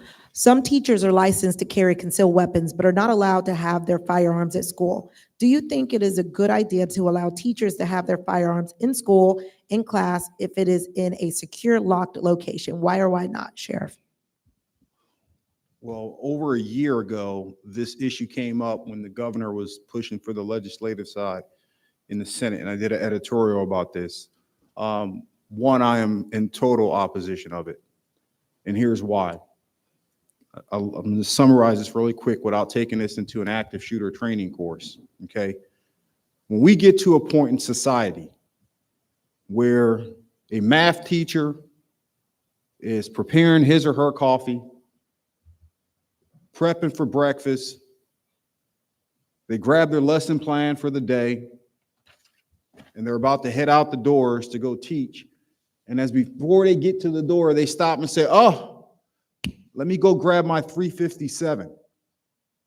We are lost as a society because now our teachers are going to school with the mindset that they have to kill the very people they're supposed to be teaching and protecting. Now, we are in some trying times in this country's history. Active shooter events and school shootings are still prevalent and they're still happening. It's probably going to pick up and we're going to have more. But the day we start arming our teachers, just from a philosophical standpoint, we are lost. Now, I can go into active shooter response and give you all the numbers and figures and data behind that and tell you it is a bad idea. The training protocols that would have to be in place to make sure a teacher is going to respond effectively to a situation where hundreds of students are screaming, fire alarms are going off, sprinklers are going off, people are running down the hallway, knocking people over, and we expect Miss Sue, who teaches Math 101, to fire a shot in an environment with hundreds of students and teachers running for their life, and we think they're going to get that right. I've been on a SWAT team. I've dealt with shooters. I've seen firsthand violence up front. I've had to shoot and kill somebody in the defense of myself and my family. Folks, it ain't easy, and we shouldn't be putting that pressure on these teachers. Leave that on us. Let law enforcement officers do the training that they need, and we are well beyond that. We've exceeded every training protocol that's needed for active shooter preparedness beyond anything that any other law enforcement organization has done. We've been certified through FBI, Homeland Security, and all these other advanced groups. We've invested in that. All right, so I'm a no today. I'm going to be a no tomorrow. Thank you, Sheriff. As I make my way up here, just really quick, this question is about SaferWatch App and the PPE program. And this person says, I could tell you why in my community there's such a disconnect. A lot of these programs that you spoke of, they haven't heard of. So was there a direct mailer sent out? They're just basically asking, how was this put out since they've never heard of it? Yeah, and you know what? That's part of what we learned. I think it was Pastor Rich that we brought this up the last time. We said, well, how do we get the information out? Because the presumption was because we did large launches from an agency standpoint that people got all the content and understood it. But again, going back to what we talked about with community policing, we got to be specific to our communities. So maybe a mailer works in Weston. Maybe it doesn't work in Pompano. Maybe we need to go out and do town hall events. So we're going to have to figure that formula out with you all. And I already made a commitment to the major. And I explained this to him. I said, I understand operating budgets and I don't want to impact his budget to do public safety responsibilities here. I'll find a way, if I can, to look at different funding sources we have to do these things. So if it's mailers, it's mailers. If it's another town hall, if it's social media, we'll figure it out to support his mission here in Pompano. We're not going to leave that just up to him. Thank you, Sheriff. Could you state your name? Delvin King. Yes. Could you say your name one more time? I couldn't.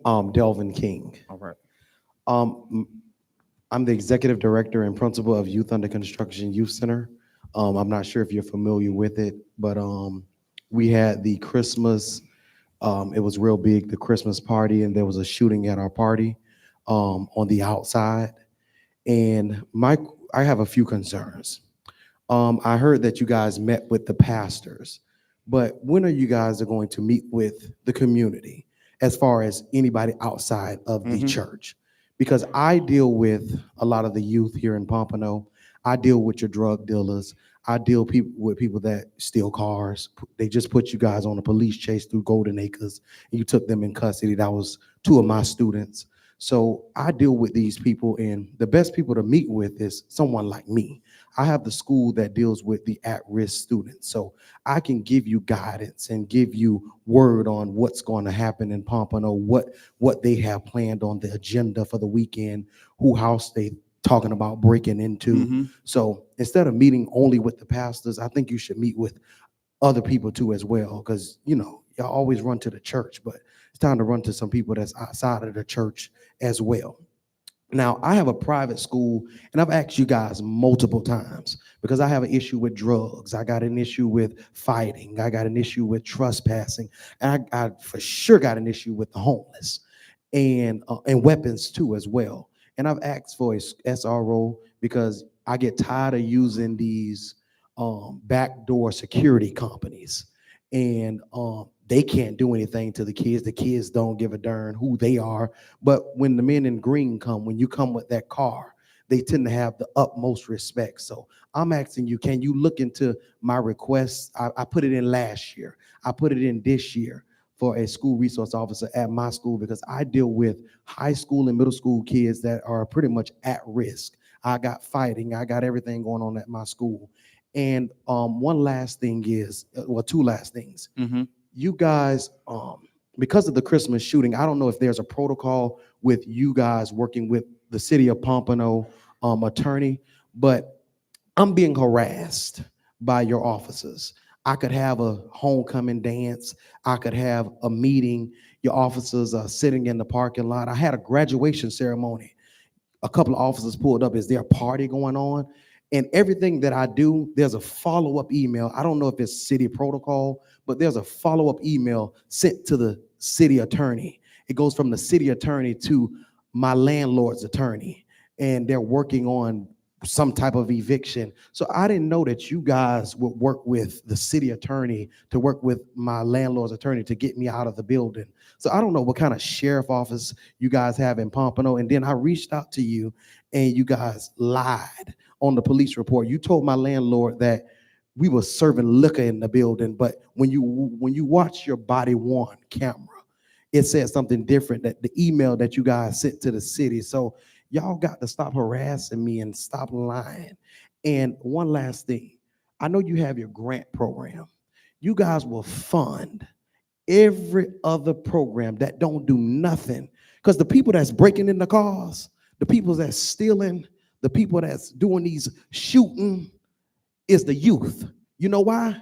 Because I can shoot, I can steal your car, I can break in your house, and I'm gonna go downtown, and my mama can come pick me up, and I'm gonna be out either in 21 days or that night, and I'm gonna commit another crime either that night or that morning. So there's, first of all, it's a whole judicial system problem that got to be fixed. Because to be honest, if you robbing, you shooting, you're behind need to go where I went, downtown, and you need a bond. Because when you held accountable by a bond, it's totally different than just being held by your mama's word and your 21 days. But I deal with those type of kids, and you guys need to look into funding a program like mine's, because we impact lives, we change lives. Because I looked at a lot of the stuff you fund, y'all fund this and that, but y'all refuse to make a place to fund a place that really, like youth under construction. Because I did, look, I got a few youth here from my school tonight. Nobody else ain't got none here. Nobody else don't care, but I do. I got youth at the school right now tonight. I try to keep them off the streets and in my building, but I can't afford to do that every night. But with the help of the city of Pompano, which they probably won't do because they don't like me, and the help of the sheriff office, we can make programs like mine's worthwhile to keep these kids safe. Thank you, All right. Mr. King. Thank you. You had a lot on there, which is fine. I'm gonna try to get to as many as I can. To begin with, you talked about the importance of we need to start talking to the community. Stop talking to just the pastors, right? I agree. That's why I'm here. That's why you're here, right? The notion, and this came up from your pastors, by the way, I see McMorro back. I see this came up from them. They said, Sheriff, you can't just keep talking to us. You better hear from the community. Am I wrong? I said, duly noted. I'm going to get my butt out of the building and we're coming to Pompano. We're going to do this more frequently. And we need your help. I'm going to go back to it. So today's day one of many more to come. All right. You talked about the importance of working with your school and looking into initiatives that you've already done to help the youth. We most certainly have already taken that as an initiative here. Last year, I pulled funding out of our law enforcement trust fund and started a youth mentorship program, summer program called LEAD, Learn, Educate, and Develop.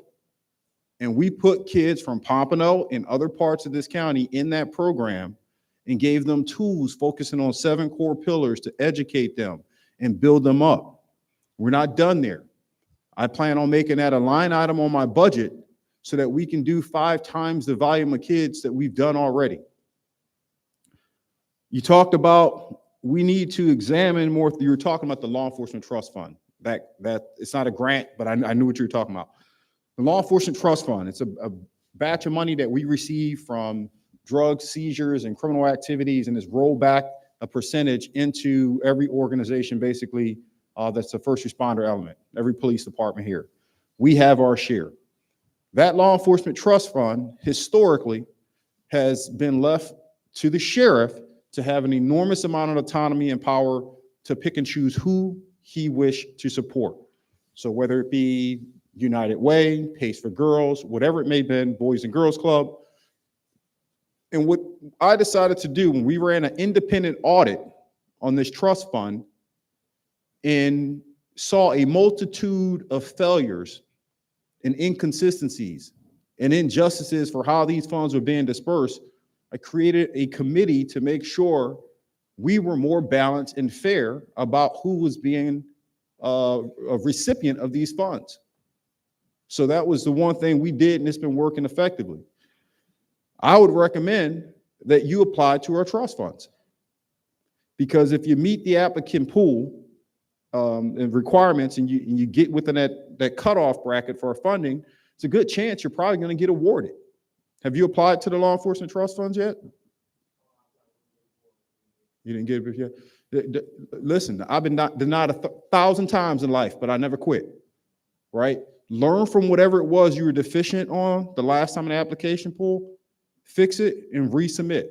We don't tell you you can only apply once and that's it. You can apply every single time until you get awarded whatever you're requesting. So don't throw in a towel on that. And then you talked about whether or not Pompano Beach and the sheriff's office is working in concert with the city code officials or so. There's always a working relationship that this district and every district will have with the local code enforcement and city attorneys if they're trying to consider if you're violating some form of code responsibility. I don't even have to go to the major on that one because I already understand why I get all these legal emails as well, and I'm attached on all of them. It's not a matter of whether or not we're trying to harass what you're doing, but if the city attorney or if the city legal aspect or code enforcement needs some clarity about what we witnessed as law enforcement officers, that's when we get involved, right? But I can tell you, we have no intentions on trying to tear down organizations that are working with kids. I can tell you that right now. I want to figure out what is it that we can do with you versus trying to sabotage you. That's not what we do here, all right? You talked about the SRO program and how that works out, and you got Major DeMarco on the back right now. The SRO program, if you look at what it costs and the expenditure per deputy, you're talking about cars, vehicles, benefits, etc. And Major, where are we at on the annual cost right now per deputy, roughly? About 180 grand a year. A lot of people don't realize the cost associated with it. That's an enormous burden that you're going to have to pick up. But here's how you plug in and utilize what we have available. You start doing events where you invite our law enforcement personnel out there. We start getting your address, and Major, you know the Park Walk and Talk initiative that we have. We'll put our personnel out there maybe during a time when your students are releasing so that we're more visible, so that they know who we are. Because $180,000 is a lot of money. And I'm,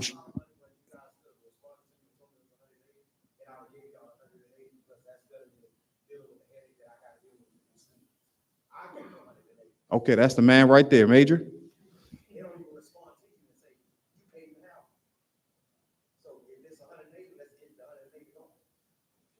Make sure you get his your contact information. He's there. All right. So again, we're here. This is why these things are important. I think I got all of them that you had. I got them. All right. Okay. Thanks. Thank you, Sheriff. Mhm. We have another question right here, sir. It would be more commentary. I think I'm okay without a microphone. Okay. Hopefully everybody can hear me. You can tell where I'm from when I open my mouth. Chairman, Sheriff, first of all, I want to thank you for your service. And I also want to thank Mr. Rich Williams, who I've befriended and had a wonderful practice with. We've talked about differences in police work between Boston and what you're doing down here in Broward County. And you're doing a wonderful job. Because what you're trying to do is you're trying to instill an attitude of community policing, which is not an easy philosophy to instill in veteran officers. Many of That's them right. are resistant to it. They don't understand that it's organic. It's from the ground up. It has to come up and percolate to the top. And I say, I believe, in my experience with people up in Deerfield, particularly, I'm watching it and it's growing like a flower. And you're doing an outstanding job of community policing. I want to say thank you.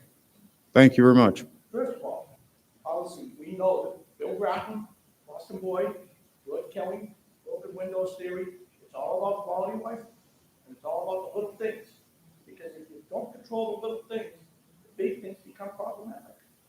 And you're doing your best. But people gotta give you a chance. It's a new administration. You took over from people who had some messed up policies in one man's humble opinion. And they have to be rewritten. They have to be reworked. Now, we heard some commentary about Pompano and Sheriff's Department. I can only speak from my experience, but we have turf issues. State police, transportation police, Boston police, there's always turf issues. That's our street, that's our street, that's our arrest. You know, these are things that have to be worked out. I don't know if you should dispatch this in Pompano, but at the end of the day, these are problematic systemic issues.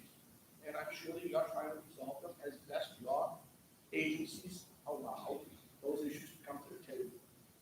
Now, I mentioned the policies. I'm sure you have professional people working on it. As far as the traffic issues, same issues. Motor scooters, kids on the dirt bikes, difficult to regulate, especially when we're out writing tickets and the judge is dismissing them. They're just walking away. And it's problematic. So much because this young lady who's got a background in law enforcement, that you said, I heard it. It's the judicial system. And we take the hit for them all the time because they're unapproachable. Now, finally, the person who made a suggestion about an email, all I would say is I'm sort of old school. I send an email sometimes, I might follow it up with a phone call. Hey, did Joe get my email? No, Joe got it. Okay, good. That's fine. Just a suggestion. And at the end of the day, the camera issue, I'm familiar with the law down here. I'm an attorney in Massachusetts. But there always are First Amendment privacy issues that have to be addressed. And just putting cameras up is not enough. Sometimes you got to put a sign up that says you are being filmed. And then that puts the individual on notice that he's being filmed. And I believe, Major, that you probably then have a little easier time for some trespassing. I don't know what the notice requirements are. Florida, but all I know is we get an owner of a football team to be the charge, okay, on a privacy camera issue. Okay, so I'm just going to leave my commentary here, sir. I want to thank you for your service to the community. I want to root for you. I want to team, and I think you're just doing an outstanding job. And I'm looking at the representation, cross-section of people here, and the diversity represented, and it's outstanding. That's a credit to you. Well, sir, thank you very much for your compliments and your support. And what I will tell you, just to kind of tackle some of the things you did bring up, here in Broward County, we are under a regional communication system, so we're all operating under one accord for the most part. with the difference of 2 other cities that have their own independent system set up. As far as the reform aspects that we need to do within the criminal justice system, most certainly we are lacking within our court structure, as well as what we're doing from the state prosecution side. We got a lot to do. As far as the cameras go, we typically will post some form of trespass sign along with that to make sure that we do get that message out there and use it as a deterrent. So you're spot on with those things. Where did Renee go? Okay. Any other questions that came up on the cards or anything in the audience we're going to go to? Yeah, We have one up there, and then there is one question. It's from Louis Mohorn Jr. Why not do a Peace in the Hood community event? I have not heard of that one yet, but some type of community event. that's fine.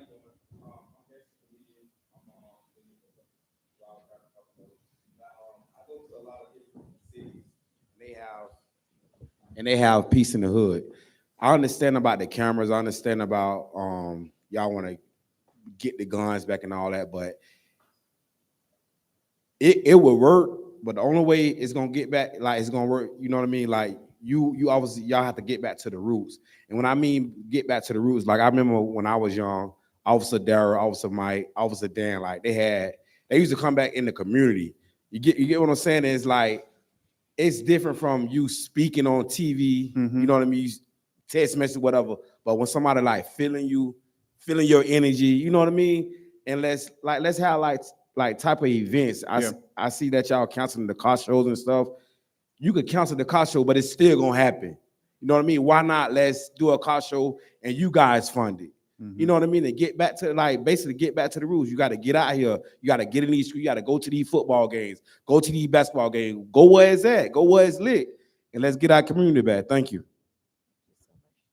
I don't have an answer other than a reply of I 100% agree. I mean, I really do. You know, I grew up in a hood's a hood. I don't care where you at, all right? Hood in Pompano is the same hood in Philly. I guarantee you that, right? But the one thing I saw was community engagement. Cops was out in the street walking the neighborhood. You knew who your local cop was. And there was always, I remember, you know, I grew up in the 90s. So it was a crack epidemic. And it was marching down the street with cops. And it was up with hope and down with what? Y'all remember that? It got burned, it singed in my head for 30 years because it was a community-based program. So yes, call it what you want. Peace in the hood, boys in the hood, whatever you want to call it, we're in. All right, that's my commitment. We're in. So, and again, I don't want to come up with all the acronyms. I don't want the major doing all this on his own. We work for you all. Help us design something that makes sense. And I'll be in the front of the pack. I'll be there. All right. One more up there. Yes, sir, or ma'am, which one are we going? Okay. We're going to take a few more because I understand the sheriff's schedule. We have people who keep him on track. So I'll run back up there. Please keep your questions brief so I can try to get to everybody. I was gone. Good evening. My name is Sakayla Holness. I'm a teacher. So that question before was from me about teachers carrying in the classroom. I am licensed to carry a concealed weapon. Obviously, I don't take it to school. But the question came from obviously the Parkland shooting for fear of the wrong teacher having their weapon. So when I leave every day and my kids go to school, what goes through my mind is, what if somebody comes into their school and there's no one there to do anything about it? We have our SRO, but if he can't get to them in time, then what's going to happen? So as a parent, as an educator, we're teachers, we're counselors, we're parents. I would be the type of person when I leave my house, yes, I need to get my concealed weapon because I don't want to fear that someone's going to come into the school and there's no one that can get to us right away to protect us. Now, my initial thought was, okay, maybe you don't want educators to have a concealed weapon in the class because you don't want the wrong educator to have a concealed weapon and then shoot the wrong person. We don't want another George Floyd, or we don't want it to be where the Parkland shooter was carried out in handcuffs alive, as opposed to another student being carried out in a body bag. So that was my concern as far as educators being allowed to carry a concealed weapon. No, I understand. Thank you. Anybody else while I'm up here? I'm getting my steps in. That's it? Okay. Sheriff, that was the last question, and I know Ms. Jones? As you're working your way down, just for sake of giving you some time to walk and then also expanding on something that was stated just a moment ago, one of the things that's people have failed to recognize about the arming the teachers, because you hit an element there, is about the day-to-day student and teacher interactions that students are non-compliant, students are resistant, students are rude, students can be violent. Is the inherent nature at some point, if we were to arm our teachers, there will be an altercation that arises where a teacher kills a student unnecessarily. It's just going to happen. Maybe a student jumps up and pushes the teacher. Teacher's not really aware of all the use of force elements that apply in self-defense. You have the stand your ground castle doctrine here in Florida, which gives everybody an opportunity to fire away. There's a lot of elements that I considered when I was 100% committed to fighting the governor on this and anybody else on that path, because it's going to be detrimental. Before we would be likely to save a life, we would end up taking a life unnecessarily. That's not just here in Broward, that's anywhere in this country. It's already happened in areas where teachers been armed, shooting unarmed students for sake of an altercation. Going back to it, it's just not that. And then statistically, if you want to go on the FBI's website and look at the active shooter events, the frequency of occurrence, when they take place, the time and things of that nature, although it is prevalent in our society that we see it, it's very visible. Every school shooting we get, it's all over the news. They don't occur to the levels in which we think they do. In the last several years, we're talking about, don't quote me to exact, but the last FBI report that came out and identified active shooter events from 2000 to 2020, which is a 20-year timeline, we're talking about roughly 350, 400 legitimate active shooter events that's taken place in this country. Population of 330 plus million American, and how many schools, right? It's just visibly, it's egregious, so it strikes at our soul when we see it. All right, I'm sorry. Cap, I'm ready. Okay, I'll come back to you, Ms. Jones, but Sarah could. I heard pretty much everything you said about the different tools that you have. Is that the strategic plan to address the gun violence here in Pompano? If it is, how does that rollout look? And then also, I just kind of want to point out the 7% may be because you're only talking to the pastors. That is probably the impact that the pastors have within the Black community. So take some onus of that and reach out to the community you're actually having an issue with. Yeah. No, look, we're with you on that. We're not pointing, I hope that didn't come off. We're not pointing the finger and saying it's just a community problem, right? We live in this community, as you heard, we're part of this community. The message board, it has been easier to talk to our pastor group because one, it's a smaller group, and then they represent larger populations, right? You go to congregations, some of our congregations got hundreds of people. So they're the best mechanism for us to hear what's going on and then try to go back out and push it in the community. But when you're talking those numbers again, 7%, we got a lot more doors to be knocking on and figure out what's going on in our community, because apparently there is a disconnect between should we call the police when bullets are flying? And there could never be any confusion as to when you're supposed to call the police. Maybe it's not when the dog is barking, right? But when bullets are flying, that should be just instantly, hey, we need to call the police, get them involved. So from a strategic planning standpoint, this was just part of probably what's going to end up being a multi-tier process of re-engaging the community. It was already brought up always, like maybe you want to try to send mailers. Well, mailers, Pompano Beach is not a mailer community. All right. I know that. You got to be in Pompano. I could send 20,000 mailers maybe to one of my other districts. It ain't going to work in Pompano. We have to be out here, boots on the ground.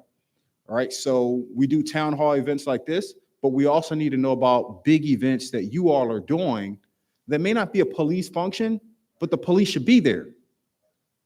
Right? Pompano's always doing parades and events and cookouts and barbecues, all these different things. Include us in so we can tell our story and our message then, because not everybody's going to want to come to a town hall. As open mic as a town hall is too formal for some residents. Some residents don't want to sit here around a bunch of cops and the sheriff. Not that they're in opposition to us, it's just not their cultural style. Right? So we're going to have to find a way to get in all these different environments. We'll do our end. I give you my word on that. BSO is going to show up. We're going to do our part, but we need to get more of the community in this. And are we finished with Carmen? No, I'm going to get to her right now. Okay. One of the ways we can make the town hall meetings better in Pompano is to have it on the west side of the track, preferably EPAT Larkin Center. Okay. Tonight, one of our local fraternities were honoring Esther Roll, so a great percentage of the residents Over were there. there. So it was a major conflict in having this. People want to see Sheriff Gregory Tony in the Black community. Sheriff Gregory Tony in the Black community. So when you're planning, my suggestion, when you plan another town hall meeting in Pompano Beach and you want to attract the community on the west side of the track, EPAT Larkins needs to be the location. Yes, less police presence. We know you have to be protected. We want you to be protected. But to have a lot of cars and people walk in and see all the uniforms, it will be intimidating to people to be comfortable. In addition to that, all of these things that we're talking about having in the hood or whatever we want to call it, nobody represents the Broward Sheriff Office like the sheriff. That's been Pompano's experience. If we're serious about really getting connected again, we need to see Sheriff Gregory Tony in the hood and not in a hurry, not on a real schedule. He just come and hang out.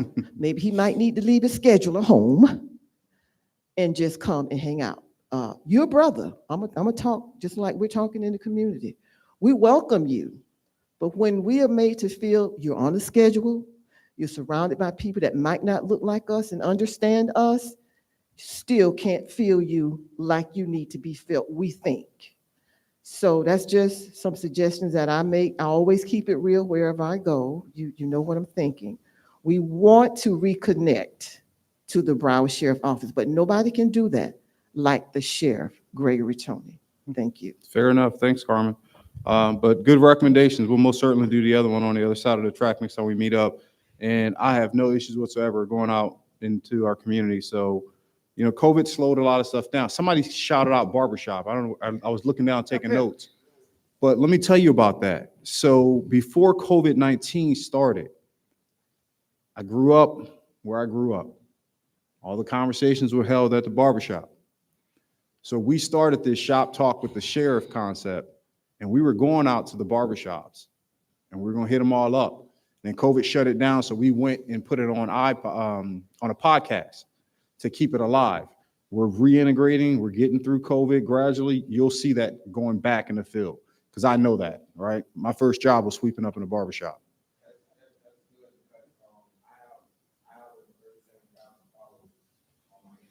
Mm-hmm.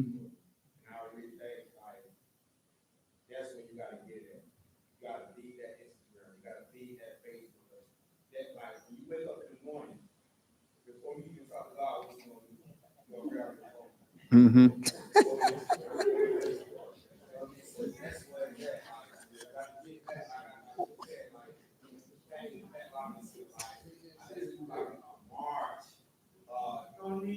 Yeah.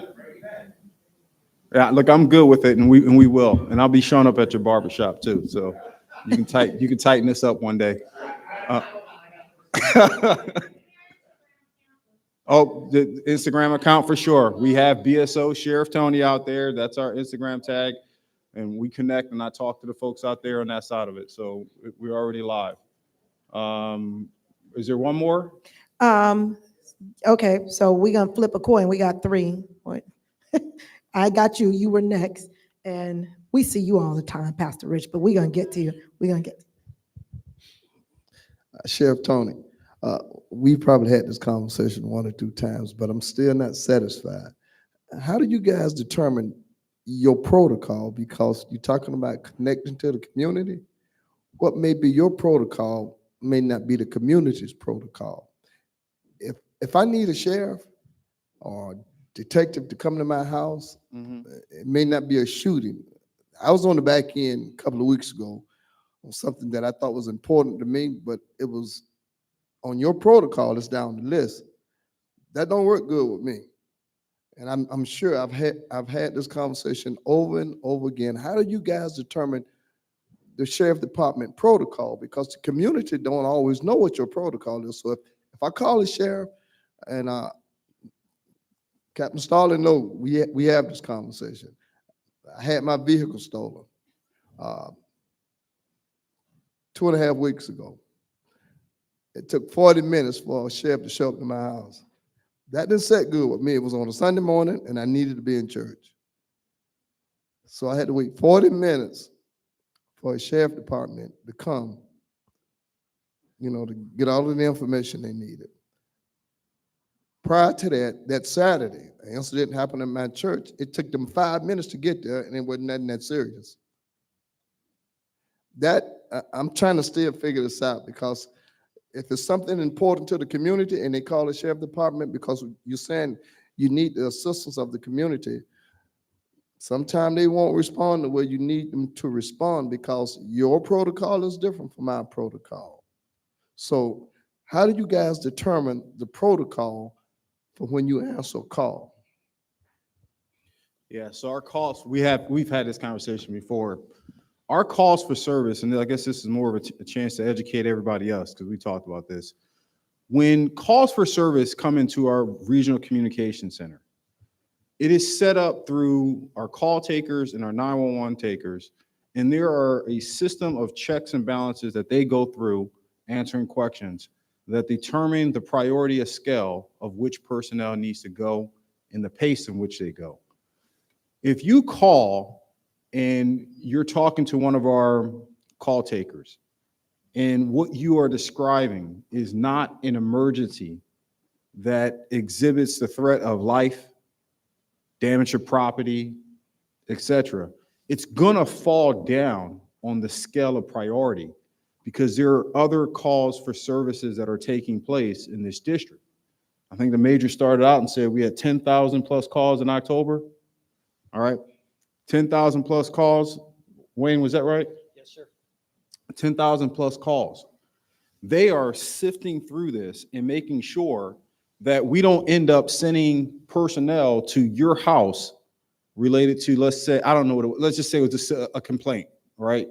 A complaint when there's a violent domestic occurring and there's 2 shootings up the street and there's crime scene techs and there's short personnel. All these different variables determine it. And you're not unique. I had this same conversation, I think it was in Coconut Creek, because it was a regional, they're not our personnel, but they were talking about the timeline thing. Well, when these protocols are taking place and they're going through this, it doesn't matter where you're at in this county, whether it's a BSO city or a non-BSO city. That priority of scale of life and property versus baseline complaints will get pushed down. And again, I seen it when I was in Coral Springs, who have their own dispatch center, who operates or safeguards a population of roughly 200,000 people. It was no different there.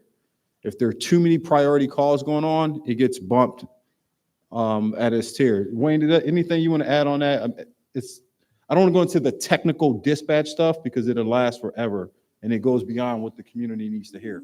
No, Sheriff, you covered it very well, but I think the slide behind you from a previous meeting we had Mhm. kind of explains that priority calls for service. If it is a property crime and we have a violent felony that's occurring, that call does get stacked and we respond. Doesn't mean we're not going to respond, but it has to be set aside because of the potential for the protection of life and property. So, And what the community needs to understand is violence, major crimes occurring in progress, call, because it will always trump the priority matrix of how things work out. Don't be discouraged and use that set of scenario or others that community had to deal with where they say, we called the police, it took 20 minutes to get here. Okay, well, what were we talking about? Well, somebody ran through my backyard 2 hours ago. Okay, well, while that took place 2 hours ago, there was a shooting 2 minutes ago. So don't get discouraged to think that we're ignoring it. We just have to process and be effective about what we take first. All right. And for the people online too, call us. Let us deal with sorting it out. And when it's time to get there, if it needs to be expedited, we'll get there fast. If it's something that it needs to be delayed, the one thing I will say, because I heard you mention this a couple of times, is looking at what we can do and process between communications and district command about how we're doing maybe follow-ups. And, I'll talk to Colonel Lorena, who handles our communications, meaning if I know you're waiting for 25 minutes, we got the ability to call you back and say, hey, we ain't forgot about you, right? I think that might help some of that, right? All right. And then one more, or was that it? We at, right? Okay. Sheriff, thank you for this evening. This evening has been magnificent.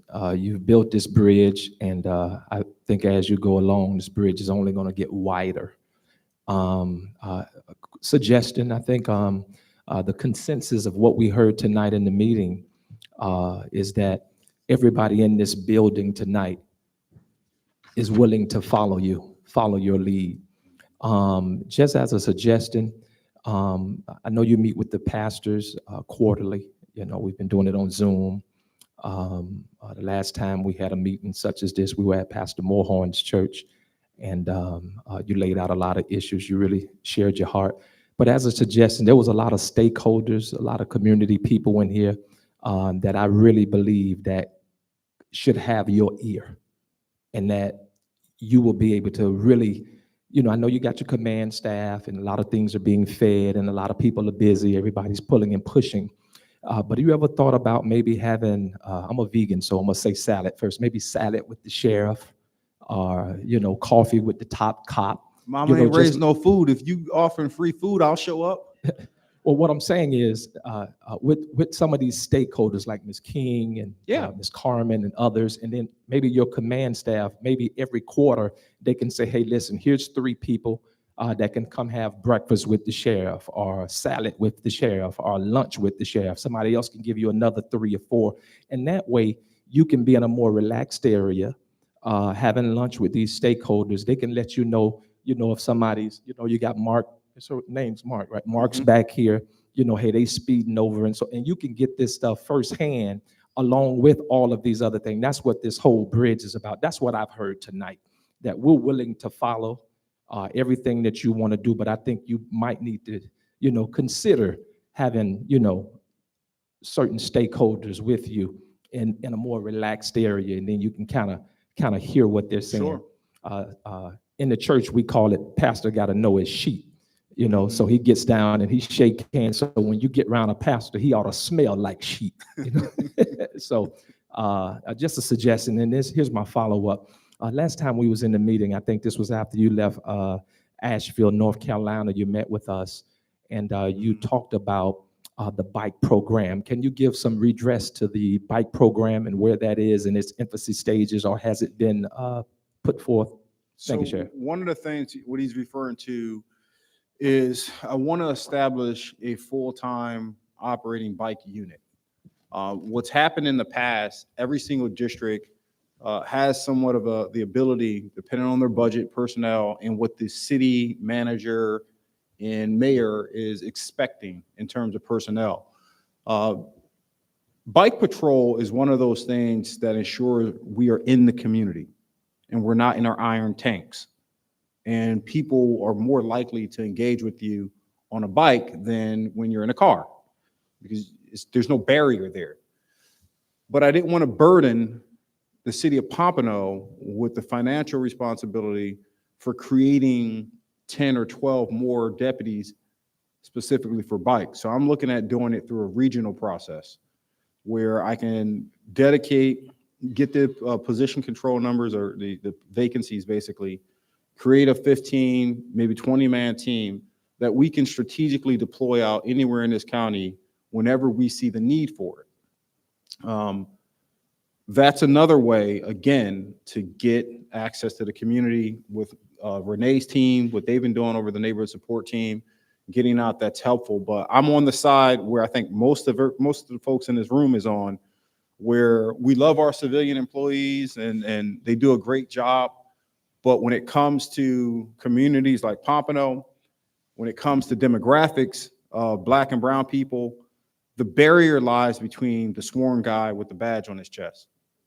And that's the one we got to break down. Everyone loves our civilian neighborhood support team and all the efforts that they've done and pushed out, but I still hear the same thing. We want to see more deputies. So that's been the push behind that. And I think we'll be able to pull it off. It's going to require a good recruitment push for that because we have vacancies to fill as it is across the county in terms of our sworn law enforcement personnel. But I can tell you there's enough deputies who would love that opportunity, that would love it, to be able to be full-time, come through Pompano, spend a week, 2+ weeks here, whatever it is, go to these projects that we talked about, what is it, the police in the hood, and be out there and highly visible and people see us. So we're going to accomplish that, all right? That's on my bucket list to do. And we'll take this lady up in the top. Yes, ma'am, I saw you.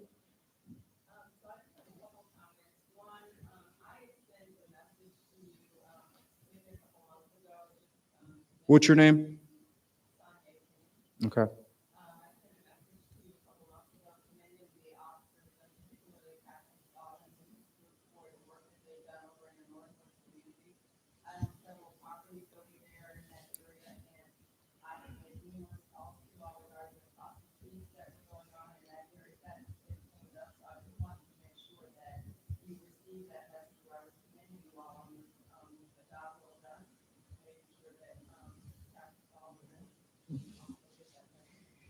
No, I remember seeing the multitude of emails that come through all the time with like different thank yous. I try to read them all.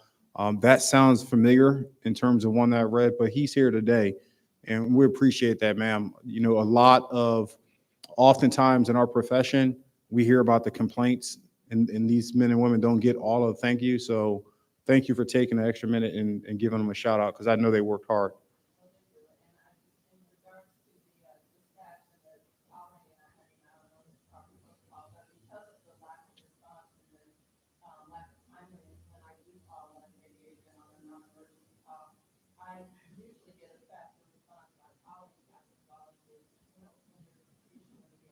Mm-hmm.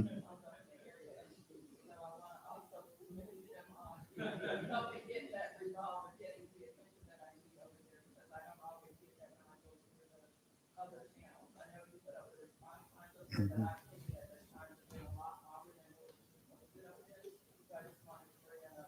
Yeah.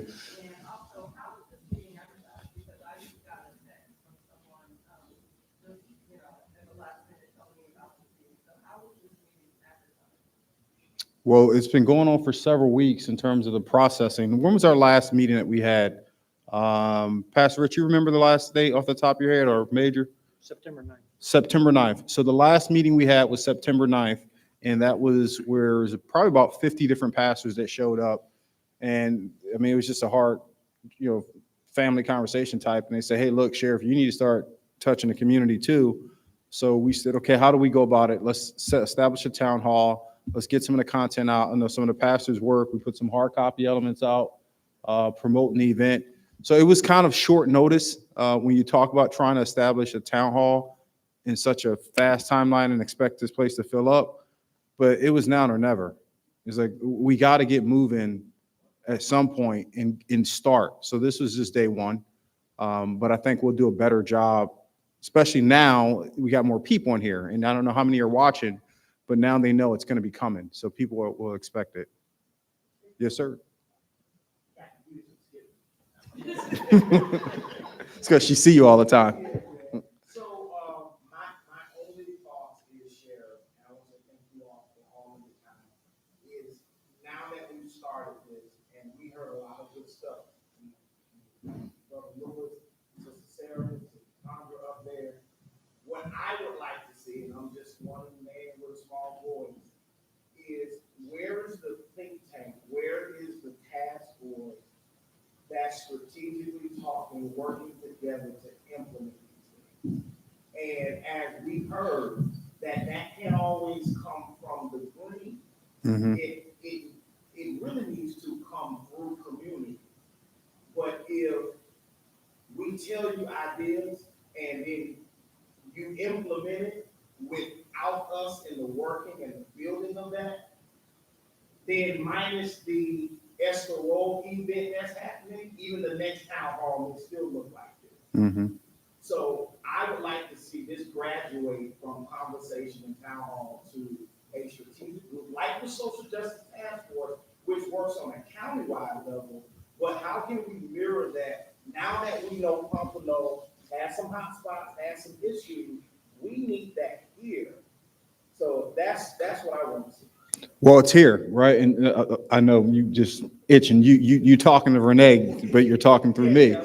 It's here, and this is why I put Captain Peterson in a position and role that she's in, not just in the social justice task force, but within the neighborhood support team structure, and that's what she wanted to chime in on, I'm sure. Yes, I do, because I know a lot of people, and Ms. Jones, you stated it, we want to see you, Sheriff. I mean, listen, I'm nowhere near the sheriff's level and my calendar's full, so I can't even imagine. He's managing multiple phones, people pulling at him.